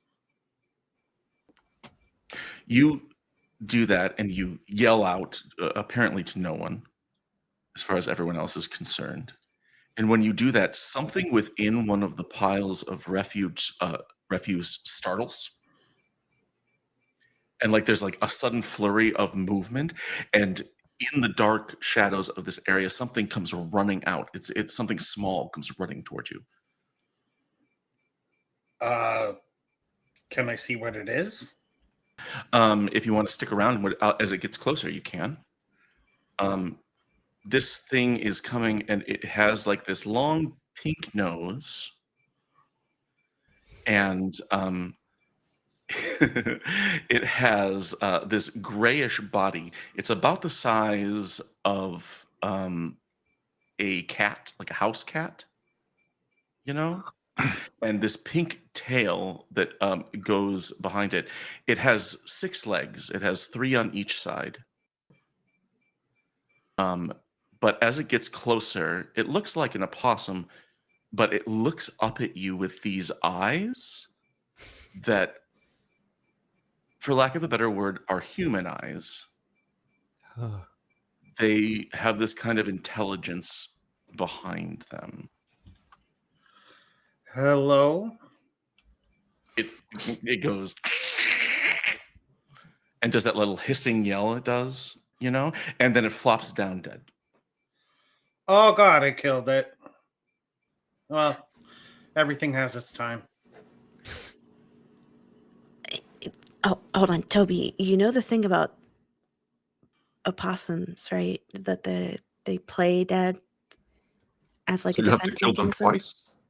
No, don't, no, Step on it. A no, voice have to kill behind something? you yells out. no. A voice behind you yells out, or many voices behind you yell out, "Kill it! We can eat it! You can consume it for fuel with your flesh bags!" As the bees What? weigh in on the situation. Elric slowly starts to approach it with the knife in hand. Yeah. Anais suddenly, like, as if she hasn't fallen from a great height, fallen on the parachute, and squished the ever-living fuck out of one of the party members, like, just jumps up and comes to the defense of the poor little defenseless possum, because it is a friend of the decay, that is a friend of the void. It just is and consumes what's unwanted. What does it look like when she does that? Anais, like, kind of doesn't even get up on her hands. She's still worn out from like the fall.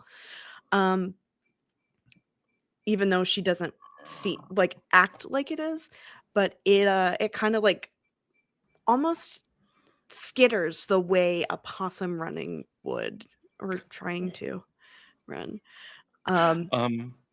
Okay. And like her robe just kind of drags disgustingly through the dregs of like the whatever garbage and refuse is at the bottom of this pit. Excellent. You run over there and you give off possum energy. And the possum sort of like is huddled in this mess of things and sort of looks up at you and like leans forward and like sniffs you. She takes the backs of her fingers and just like pets gently at the top of its little head. and says, "It's okay. You belong with us. You're one of us. It You're nuzzles. Delver." It nuzzles you, and sort of like just like curls up a little bit and like leans against you like a cat, like leaning against someone, and just sort of like gets underfoot a little bit and starts following you around as you start looking through all these other things. Why would you want to kill this thing? Why would you want to? Elric glares at it. Elric, what has the possum ever done to you? What it will do, not what it's done already. And he like sheathes his blade with aggression. Someone has to be the savior of the broken, the beaten, and the damned. We shouldn't have pets down here. When it gives you diseases, that's on you. And he just starts walking back towards the rest of the group. Did you know that possums actually can't carry disease because their bodies are actually too cold in order for most... Anyway, it's fine. If that thing's diseased, if that thing's not diseased, then the gods just hate it. Why does it look like that? Why do you look like that, Elric? I Great think all question. of you We're all are damned in our own disgusting. ways. What? The bees say, I think all of you are disgusting. Elric turns to the bees. You're the only innocent ones in all of this. And he just continues making his way back to the group. This guy gets it. I love how the bees are just a baseball announcer from the 1950s. Amazing. Hey, Doc, I'm going to need you to say who's on first. Who's on fast? Thank you. We're bees. Elric actually is going to lean into the... He leans into the bees. I just want to let you know something, just for your own edification. There is a cursed umbrella on that person's, and then he keeps, just carrying on his way. He's telling the bees about the umbrella. Yeah. And the bees are like, we know the umbrella. We have special certain subgroups within our organization who have different feelings about it. We can't come to an agreement. I love the bees. Some people think it is some sort of doomsday device. Other people think it is just for stopping you from getting wet. And some argue that it is one and the same. As you're like having this conversation and you start moving along, all of a sudden, this sound rings out down the tunnel, and it sounds like this mournful cry. It's not unlike a train whistle, but it's lower and it rumbles down the tunnel ahead of you. You're not sure if it's some sort of like animal or a factory or something like that, but it's just this and like you can like feel it as it shakes you, and it's in the direction you intend to go. It's getting louder as we're walking towards it. Lasts for a few seconds and then it fades again. This wouldn't be anything that whines with his Vermissian knowledge. I mean, more than anything, it does have like a train vibe to it. But it's a train, and also like you ever been? Of course, you're East Coast. Like when those ships come through the harbor and the foghorns, it has that sort of feeling too.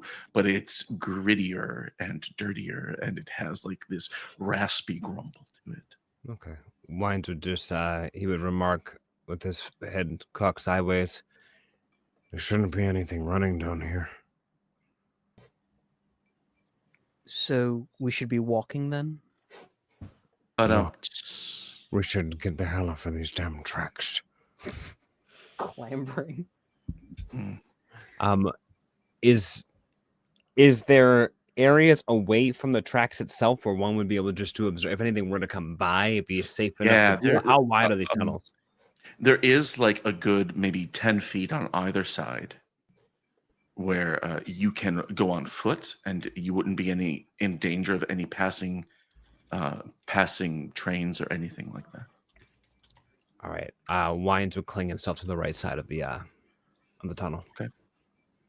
The only person who doesn't do that is Jezzy until she wakes up again. Sid, it's been a few hours. Okay. And would you like to roll for your stress reduction as Jezzy I wakes would back up?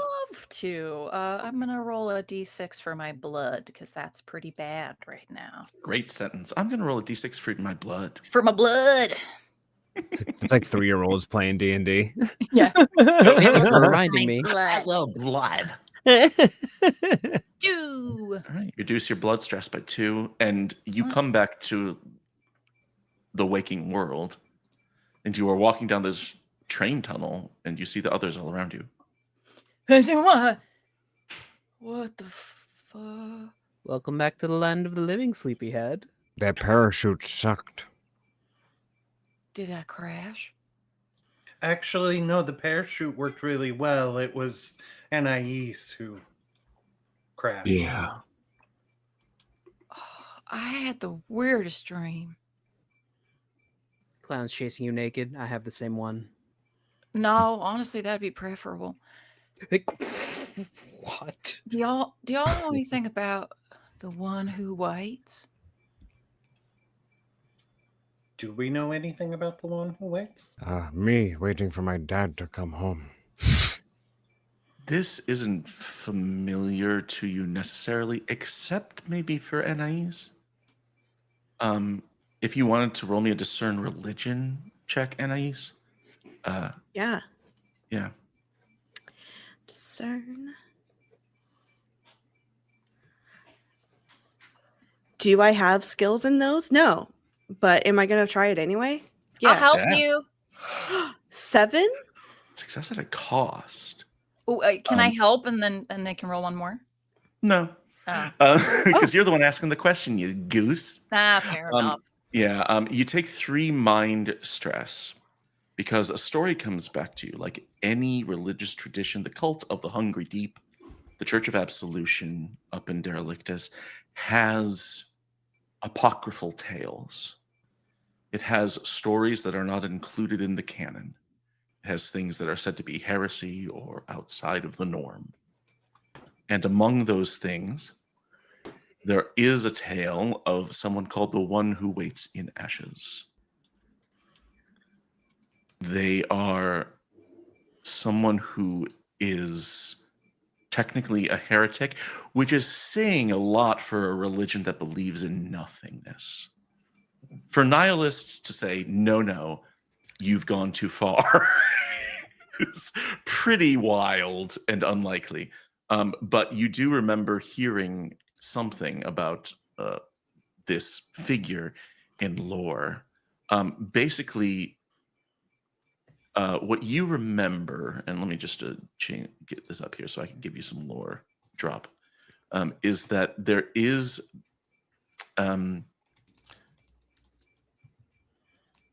this figure who holds that the only escape from suffering is to sublimate one's thoughts and desires into worship and following of them. They're a messianic figure in a way. And when people align their thoughts with this one figure, then they will transform that figure into something more powerful. And so it's kind of the real heresy here within the Church of the Hungry Deep is not that they crave power or followers or worship. That's common. Like every religion has somebody like that, right? The real heresy for the Church of the Hungry Deep is that this prophet says that suffering and decay and death and obliteration are temporary in nature. They're a season that passes. And that with enough of a strong following, it is every consciousness in the world. Once every consciousness in the world succumbs to despair, then there's only one hope, and there will be redemption. Okay. That's the part they find offensive.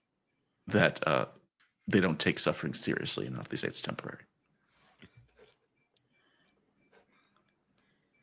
But it's just a story.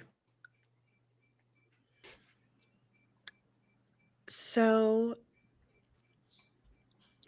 we don't recall anything about, just to check in, we don't recall anything about our conversations with.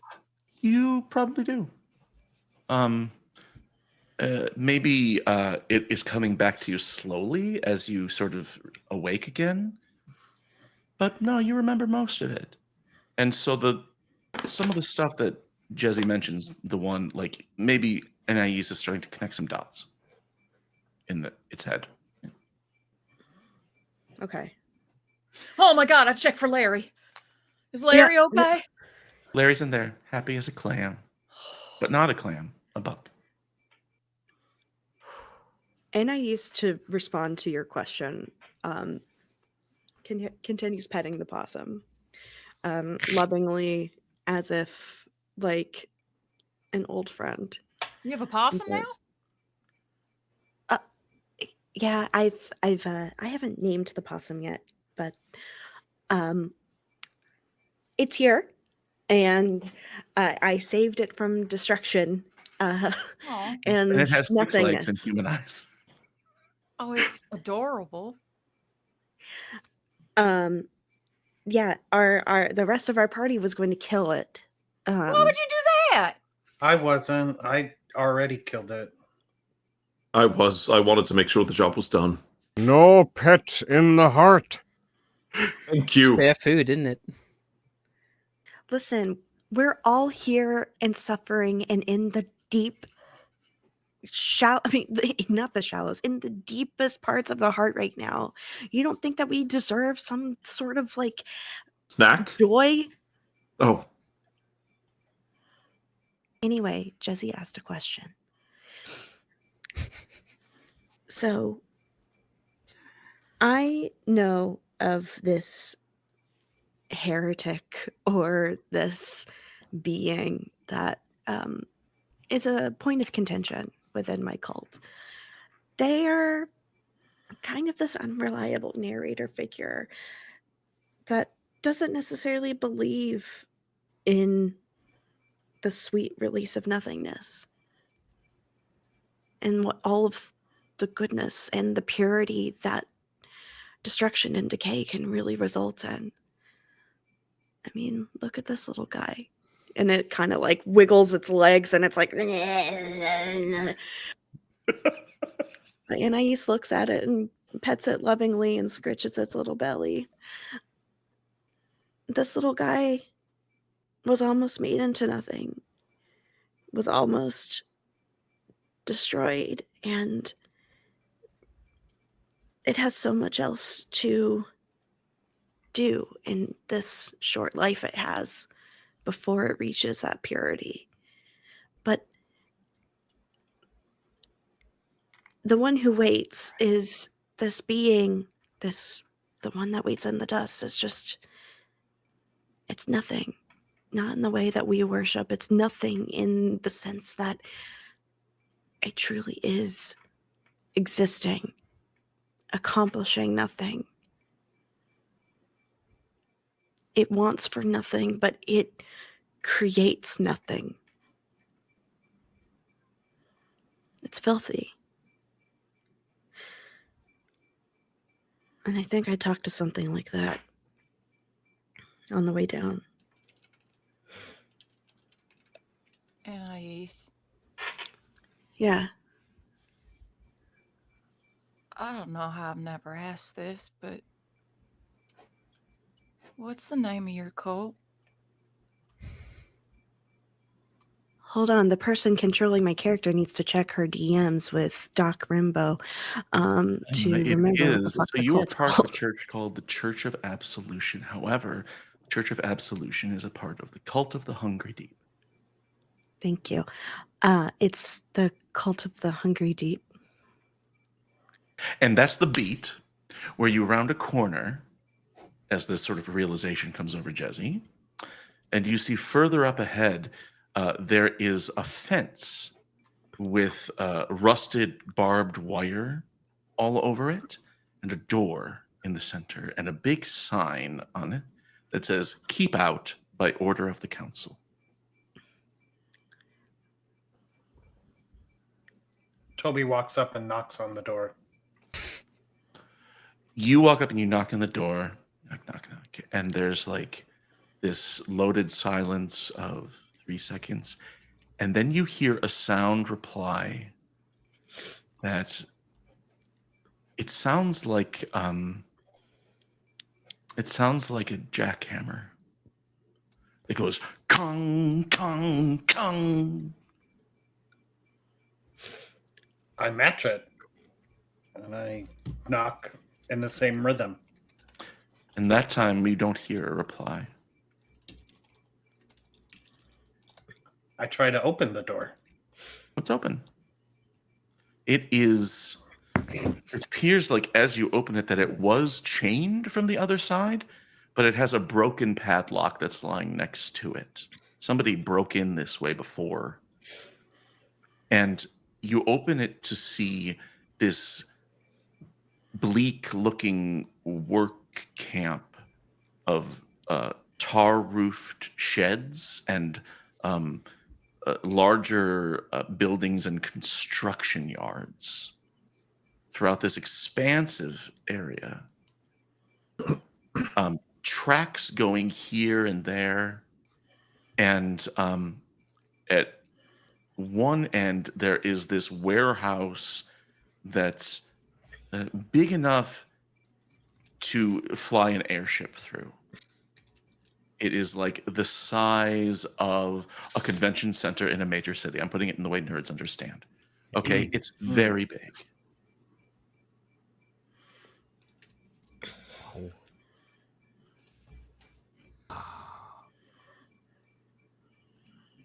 Is this? Well. Does it have anything vehicle wise in it? Do the train tracks lead into that gate? You don't see. Yes, the train tracks lead toward that warehouse looking building. Yeah. It sort of passes through this small village of shanty huts and ends at that warehouse, the doors to which are closed, these big metal double doors. You smell, I think that Wines picks it out first, is you smell engine oil on the wind and burning spire black. Spire black is the stuff that is the equivalent of like gunpowder and fuel in this world.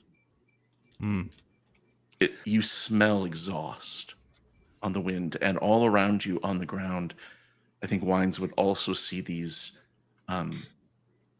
pools of oily water and rotting refuse, maybe a few small pieces of decrepit and useless equipment scattered around.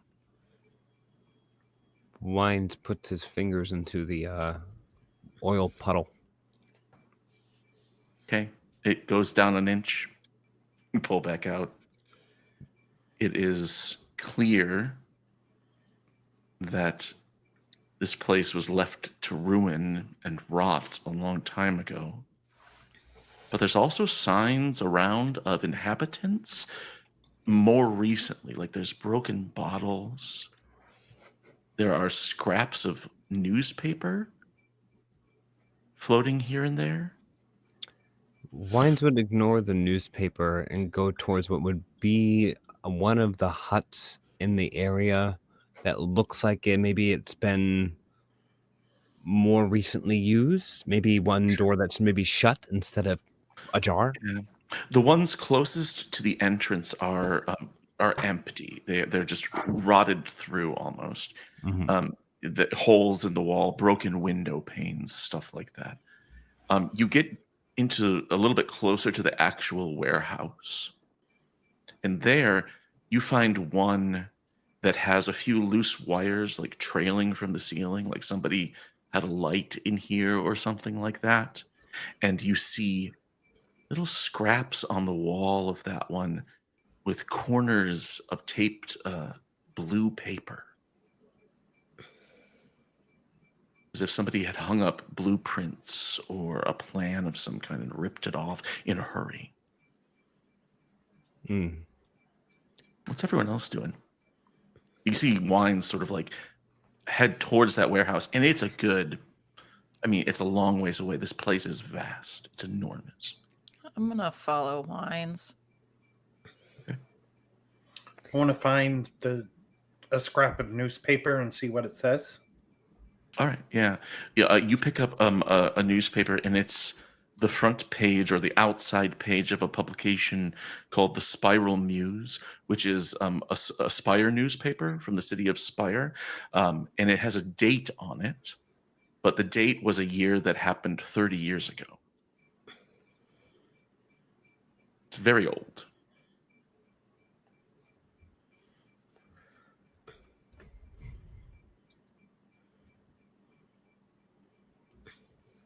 Anyone else? Shubil is gonna get to securing the immediate area. Okay. So you're just looking around for stuff, basically? Guns drawn, looking around for imminent threats. Imminent threats. Can I do echoes here? Absolutely. Do echoes here. Would this be a ritual? I can do Is it this as a a right? ritual. It's Okay. yeah. We could hit your beat with it if you'd like. This is a place of power. The kind of power has yet to be determined. Is this what kind of domain is this? Is this cursed, desolate, occult? This is desolate. Desolate. Would you say desolate technology? This is desolate or technology, yeah. Technology would apply here also. DM. Yes. Is it possible to take the wires that were hanging up from where said light was and attach it to his armor and utilize my overclock to be able to see where the power goes? Interesting. Let's do Toby's first, and then I will absolutely consider that once I remember what overclock does. I got Toby. a 9. Oh, excellent. Okay. And again, this is sort of like you see echoes of the past. Ghosts. Yeah, you who can have glimpse lived here. You can glimpse the remnants of what has come before. Roll Discern plus Domain to witness ghostly recreations of the past in your current location. This will generally show you the most interesting or dramatic thing that occurred. Oh yeah, for sure you do that.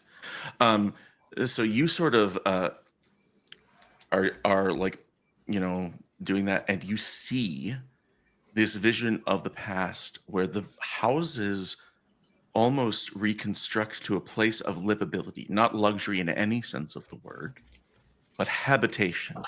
And there are all of these humans in these outdated robes from maybe 150 years ago or something like that. And they are running around gathering things. You see people pulling items from walls. You see someone run into one of the hovels that's adjacent to you, and they open up like this filing cabinet and grab a bunch of files out from it. They are in a hurry to pack up and get out of here. And you hear shouting and stuff like that. Yeah. As an additional ability, I have fragmentary recollection. When Okay. you use echoes, you can speak with the echoes of people or other sentient entities present. These echoes are momentary snapshots of psyches with all the limitations on cognition that such a state entails. So, Right. One of them runs past you and sees you watching and says, "What are you doing standing there? We need to get out of here before they arrive." who is they? Who's arriving? Who's they? The Aelfir. They're coming here to silence us. We need to get out of here and get the Eastern Express in motion. Grab whatever you can. Get any personal items, any sentimental objects, but you need to hurry. And they run off. It was the Aelfir. I turned to the rest of the group. What do you mean it was the Aelfir? They do what they do. They came in, they wreaked havoc and called these people out. I'd like to jump over to elsewhere. I think that if Jezzy and Wines are approaching the warehouse, anyone else with them? Okay. The two of you approach the warehouse, and the walls here sort of narrow so that the warehouse is kind of the only path. It's kind of like bottlenecks up to the sides of the warehouse. But on one of these stone walls next to the warehouse entrance is this enormous mural. And I'm going to put it into everyone's journals so you can see it in the handouts and get a good look at it. And Rich, if you want to toss that up on the stream, we can do that too. It should be in there now. It is clearly celebratory in nature in the way it appears. Any of you familiar with art, definitely Wines, you note that it is of Aelfir design and creation, this mural. It has the artistic style of the Aelfir. It has sort of their vibe to it, but it clearly sort of looks like a representation of, on one side, you have all these people who are humans and engineers, and on the other side are Aelfir, but somebody has defaced it and has rubbed out or chipped out the Aelfir faces from the mural. Huh.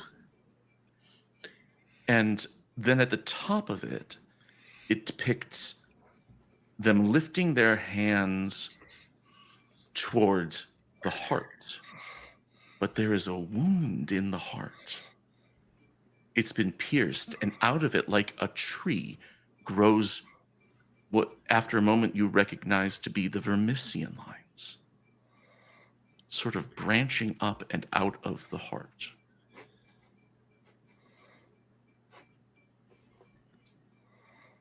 Why would they commemorate this? I thought it was a mistake. Wines asked the opposite. Why would they deface something so beautiful?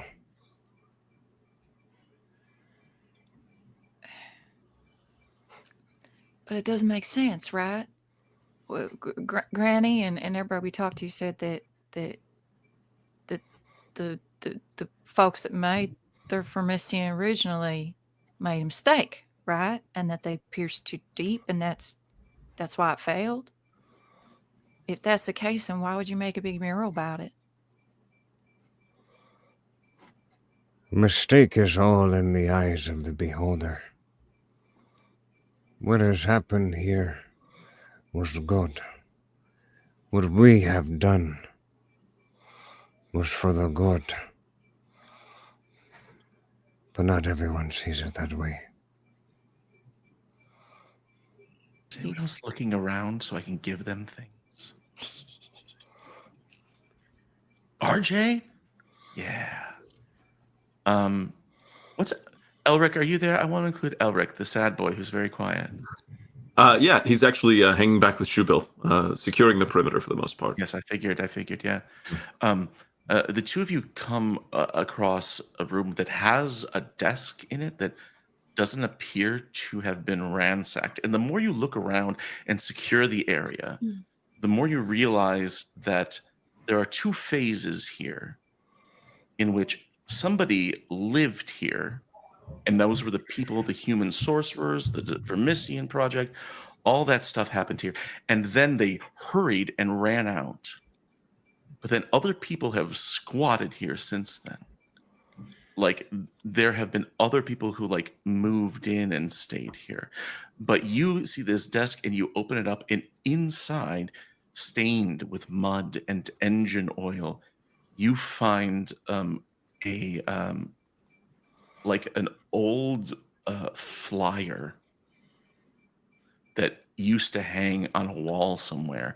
And guess what I'm going to do? I'm going to put it in your journals, and so you can take a look at it. Now, just so you know, this thing is verbose. There's a lot here, and there is stuff to discover within in terms of insight and stuff like that. But the gist of it being promoting the Vermissian project and looking for investors to give money to fund this, and how wonderful it's going to be. You can imagine that thousands of these were hanging up in the city of Spire, looking drum up support, not only financial support, but political support, support from the council, support from Elfir nobles, because it wouldn't have gone forward without them.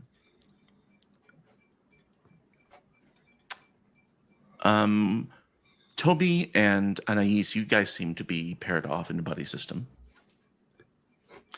You guys find just loose somewhere on the ground an old journal.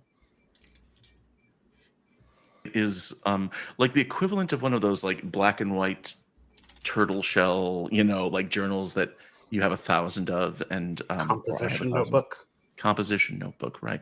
But somebody had been keeping notes in it, and someone or something or whatever, or time, had destroyed most of it except for one page that's still legible. And if you thought that other thing was verbose, I'm going to put this into your handouts as well. This is, from the looks of things, a cartography log of somebody who was trying to map the heart. And so they went through and started to put entries in. And you see the entries of this one are all labeled Bell 6, Bell 87, Bell 88. And they sort of measured times with the bells and kept in a sort of a list of things that happened. But as you'll read, if you want to dig deeper into it at a later time, maybe, in between streams or whatever, you'll see that it gets pretty grim as it goes on. And that is including the fact that it begins with the partial sentence of ate 2 of his fingers. And then it gets worse. It talks basically this about, we're looking, they're naming a bunch of different stations that you know of on the pulse line of the Vermissian, grip station, sump station, all of these other places, and how they're using an etherometer to sort of gauge the distance from these places and trying to pick up signals. But the entry that sticks out to you, if you want to turn your attention to one specific thing, is at Bell 92, which is on the left-hand column. Hold on, there's 2 Bell 92s. The first Bell 92, and the first one. Okay. All of it is interesting and fun for people who like reading stuff that they find in adventures. But in Bell 92, I'll read it just for folks at home in case you can't see the tiny little text. Observations: Sump 52, grip 50, pulse 23, breach 30, rising strongly, ! Those are all names of stations on the Vermissian line. M argues the breach current's sudden rise must imply that the delving machine has been activated. But I have kept close track of time! The machine will not be deployed for at least another 6 months. If there had been such a deviation in temporal flow, I surely would have detected it, unless my own instruments have been tampered with too. M. And then it carries on in other entries that descend into paranoia and just sort of mass destruction of the group. Timey-wimey. There's also a mention in there of something called a ghost station. Ooh. And so those are a few little documents that you can find, unless you want to press further into the warehouse itself. Shubil turns to Elric, smacks the flyer. These people were skeevy as shit. It's unsurprising, yeah. Well, certification of debenture, that's unsecured debt. If they default on any of the fucking things, they don't have to pay their backers. What the shit? I'll be honest, the monetary concern is one thing, but the outcome, this result, it seems shockingly calculated. Also, a secondary footnote to my tirade about how these people operate. Does the name Magwan Porth mean anything to you? It would mean something to both of you as humans. Magwan Porth is a location and an arcology that is primarily human. So it is a place where a lot of humans settle. And it's also a place where humans in the past have done like archaeology delves to recover technology from the Prototacos people. So ancient future technology. There's all sorts of weird theories in Spire about these people who lived before you, but that's because they're time travelers who invented stuff, and that's why you have technology now. Acronistic, And that's the one? it's wild stuff. But the humans love this most of all, right? Because we love that stuff. We love, like adventure and treasure hunts and stuff. And so it's also a location, and you maybe get the idea that the Magwan Porth might be the point of origin of the sorcerers who lived here and worked on the Vermissian. Apparently, they tagged along with the Gwynardasi. Or they are the Gwynardasi, or part of it. Do you think they had a splinter within a splinter? Like, Magwan Porth, Gwynardasi, then they just split off to Magwan Porth and the Gwynardasi? It could be. The way this reads, it makes sense. You know that usually, Gwyn and Ardasi are probably somebody's last name. Yeah. Each are one. Like Dave Gwyn and, his friend Larry, not that Larry, but, and because that when they split, one of them founded the university in Spire called the Academy of Gwyn and Four, which does human invention study and stuff like that. Well, there's a lot here, right? But as you're all sort of split up into 3 different parts and looking these things over, you're all in sort of different areas. You again hear that rumbling horn. And this time, it's so loud that it feels like you've put your head inside of a church bell. It is deafening and it shakes your bones as it lets out this low, sonorous, and it's like, oh, this thing is close. Does it sound like it's coming from inside the warehouse? At this distance, it's impossible to know, but perhaps. Have you ever heard anything like that? I believe one time after a long tirade of partying. Right. Everything is so fuzzy. But no. Can you watch? Oh, go ahead. I was gonna say, can you watch my body for a second so I can send the bees in? So he lays his hand on the mural and then looks over, like kind of looking up at like the chip parts and like the desecrated past, and then he just looks to his left just to see you just bees. Yeah, I'm gonna send my bees through little cracks into the warehouse so I can see stuff. Absolutely, you are. Yes, they can take their pick, and they do. There's little broken panes of glass high up on the warehouse walls. There are cracks underneath the door, and they all sort of like swarm that way and head inside of the warehouse. Inside the warehouse, the first thing that you notice is that the tracks continue The ones from the outside come in, and then they press on out a door on the other end. And this shed, as huge as it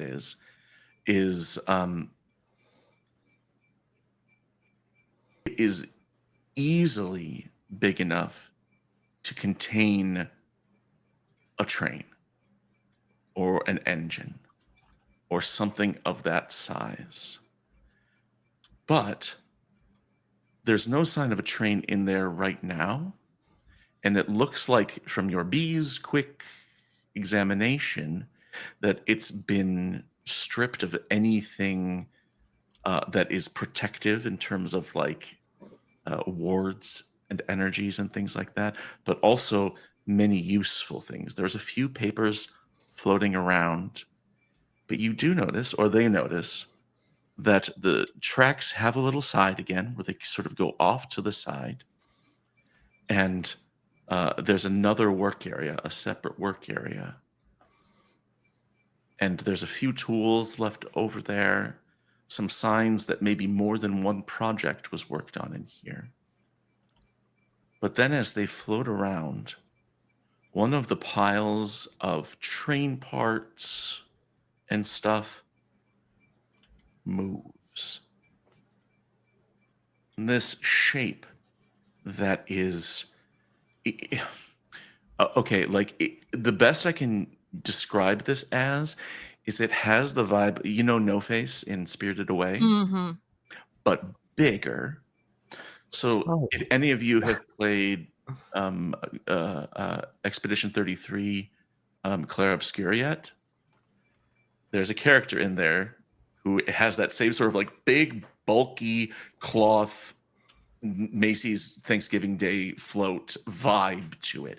It has this loose, almost fabric-like, tent-like structure, but at the top of it, where a head should be, it's like lowered down, so it sort of hunches over, and then it has this thing that is, it's a lantern that would go on the front of a train.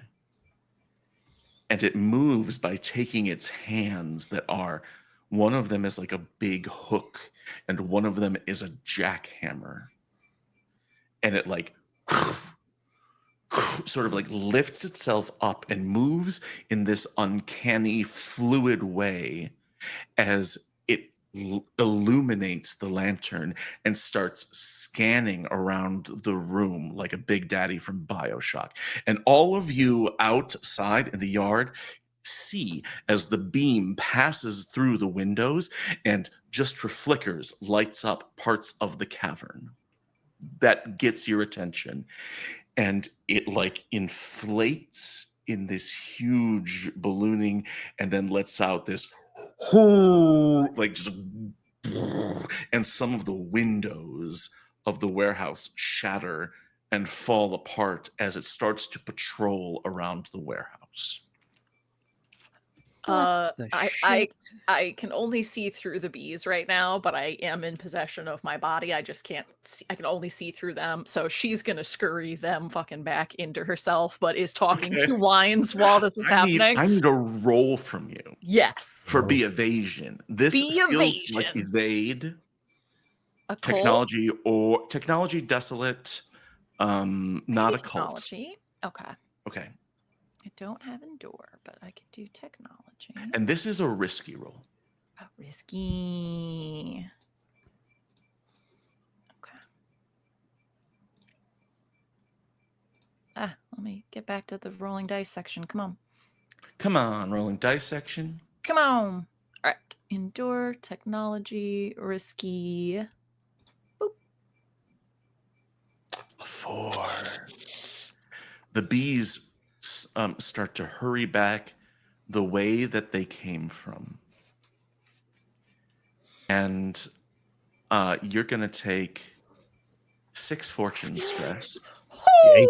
Yikes. As the lantern head of this thing swoops around uncannily fast and sees the way they went and you don't know anymore because the bees are in flee mode. They're flea bees now.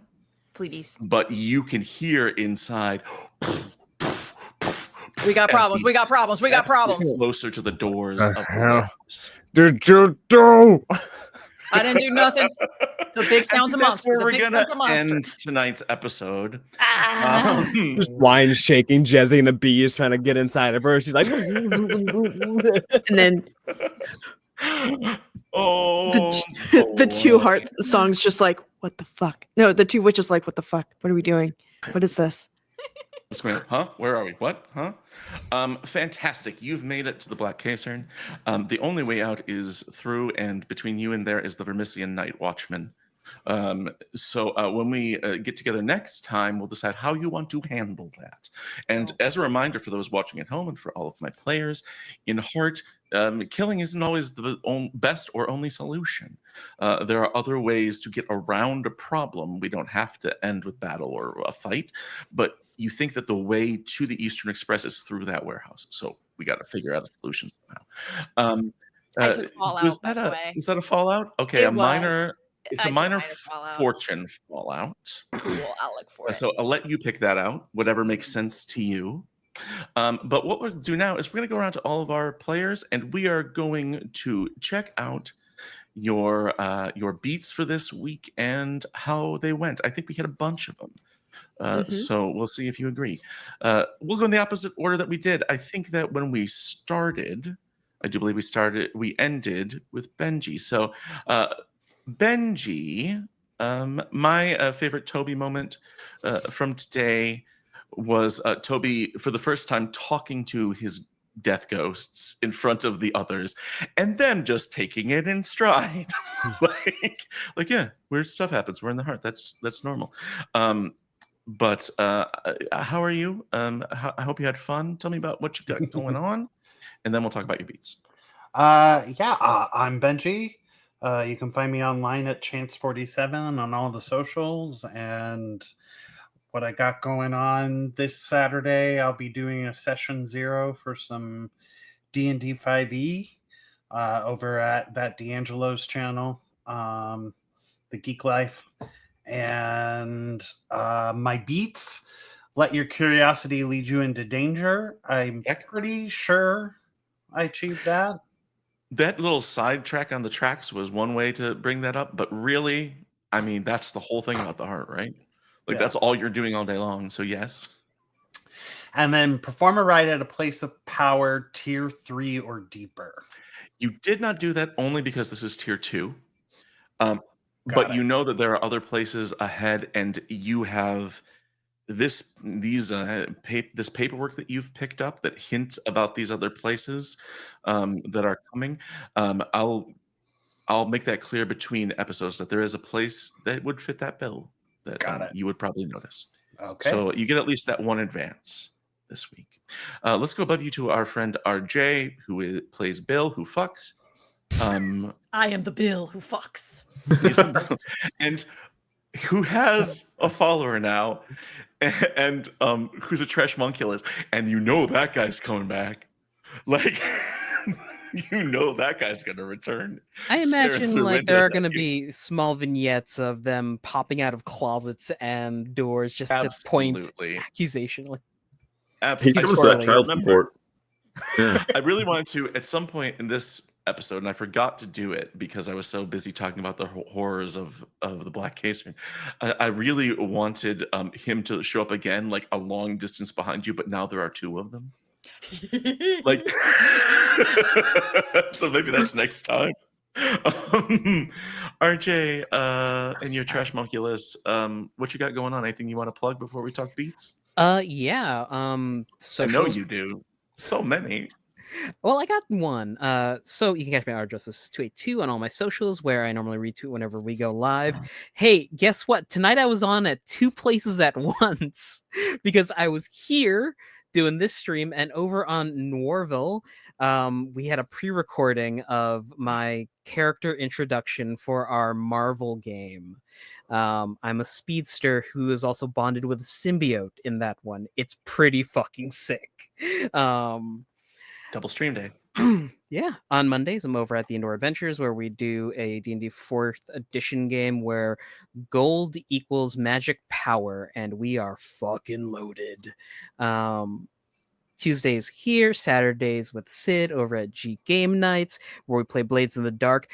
We're getting into Endgame, like nearly all of our stats are filled up and we are going to war against a major institution. Please tune in. It's real wild.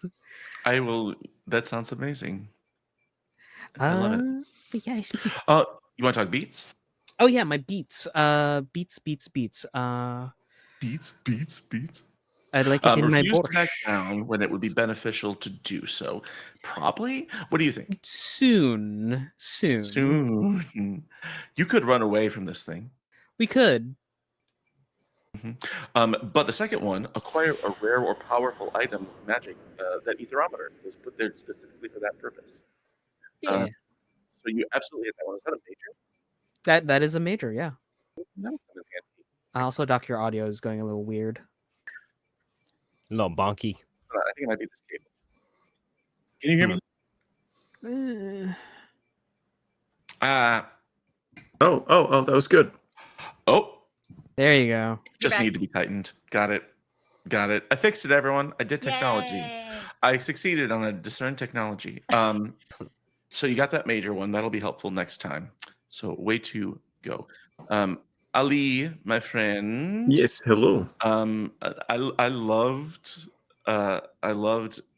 Elric trying to justify garbage diving, dumpster diving as a memorial service. That was lovely. It was really more for Toby's benefit, but yeah. Yeah, it was really good. Anything, Ali, that you want to share with folks? Nothing to plug. I'm inept when it comes to social media, so no hashtags or anything out that way. But yeah. I will say that Sea of Wonder lost for a century or more. The Black Casern counts. The Vermissian system was built and finished 150 years ago. So and nobody has lived here since that's lost, but it is obviously desolate and abandoned. So I think that absolutely counts for that. Awesome. Did you have a good death talk with anyone? No. As your No. other beat? I don't think so. Maybe you can No. talk to this giant monstrosity about that. Yeah, we'll have a good chat. Yeah, just sit down with him over tea or I something. mean, they seem about as friendly as like a feral heart possum, so why don't we get a new friend? I just put a picture of him in chat for all of you. I love it. A little present. And he's there to see you. Fantastic. Well, thank you, Ali. Thank you, brother. Thank you for being here. Let Thank you. us now jump over. I don't have my window open. Who's next? Who's next to you on the stream? It's Amber. It's me. Amber. I got to give you and Sid an alternate reality split conversation with a weird religious figure today. That was That fun. was so fucked up. Yeah, I love that type 2 type suffering. Give that to me all the time. I need weird shit. Thank you. Yeah. Hi, everybody. I'm Amber, also known as the Space Jamber. You can find me anywhere there's internet at the Space Jamber. I'm in any winning TTRPG writer, editor, podcaster, and streamer, and LARP runner, I guess now officially. Yeah. Ran my first one over the weekend, and it went great. Nice. So things to plug real quick. I am running 2 LARPs, well, 6 sessions, but 2 LARPs at Gen Con. If you are interested in giving LARPing a try and you're like, I don't know what the fuck to do, play My Jam or play Flower Court that I'll be running all days of Gen Con. So come through. My Jam is a goofy high school dance with a lot of feelings. Flower Court is flirting and fucking in the far distant future. So Okay. Far distant, like August? yeah. Okay. Because it's Gen Con. Yeah. Yeah, your beats. My Be rendered helpless for an hour more. Absolutely. oh, okay. Because you had that vision as you descended, and you were in the coin pit void for more than an hour. I specifically did that so you could hit that beats. Wow. And then you fell down, and that was fun. And then establish a bond with a Heartsblood beast. Yes, sirree, Bob. And I wonder what's Amber's favorite animal.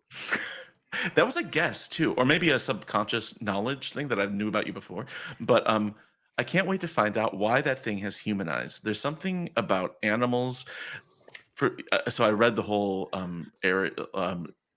Zone X Annihilation series, book series, and that happens a lot in that book. Is like I won't spoil it, but some of the things that they say are animals with human eyes.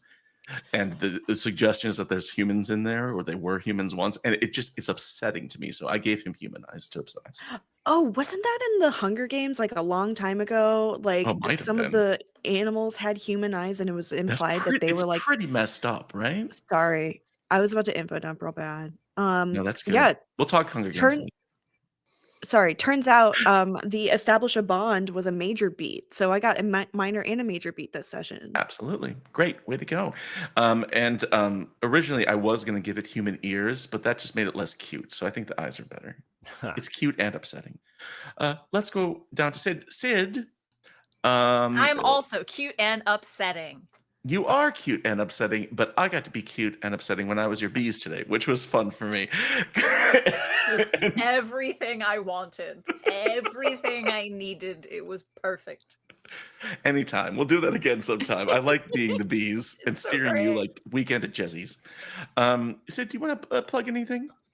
RJ already said one of the streams over on Saturdays, twitch.tv/game nights, 2Gs and a K. We're playing some Blades in the Dark, and yes, we are absolutely in endgame.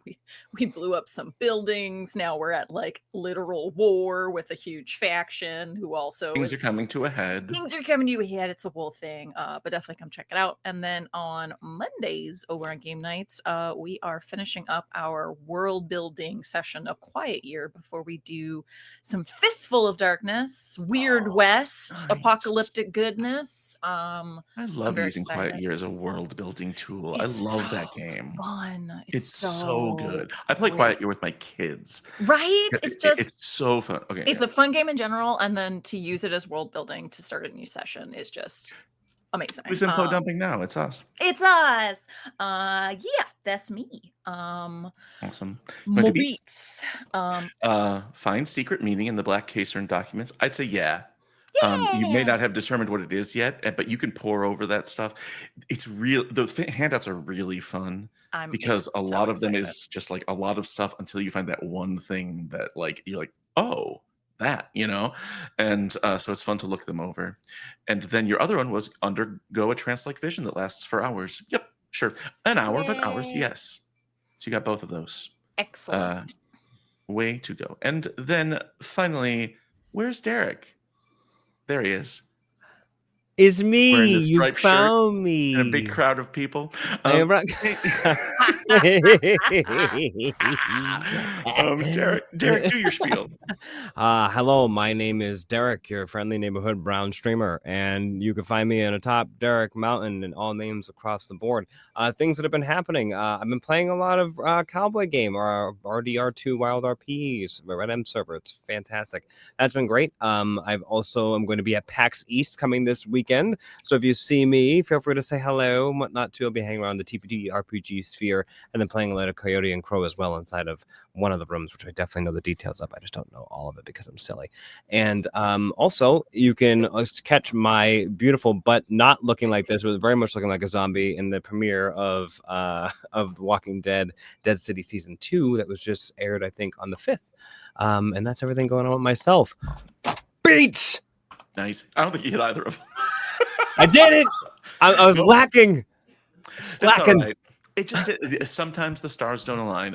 So if you want, you can keep them for next week, and we'll give you a minor fortune fallout as a result of any sort of fallout you take. And then now we're starting to get beloved NPCs, right? So now we've got like Trash Monculus, Possum, Larry. They're all weird little guys, but they're beloved NPCs. And so maybe that'll shape up for the best. So, or you can flip them out, whichever you want to. As for me, I'm Doc Grimbo. I've been your games master.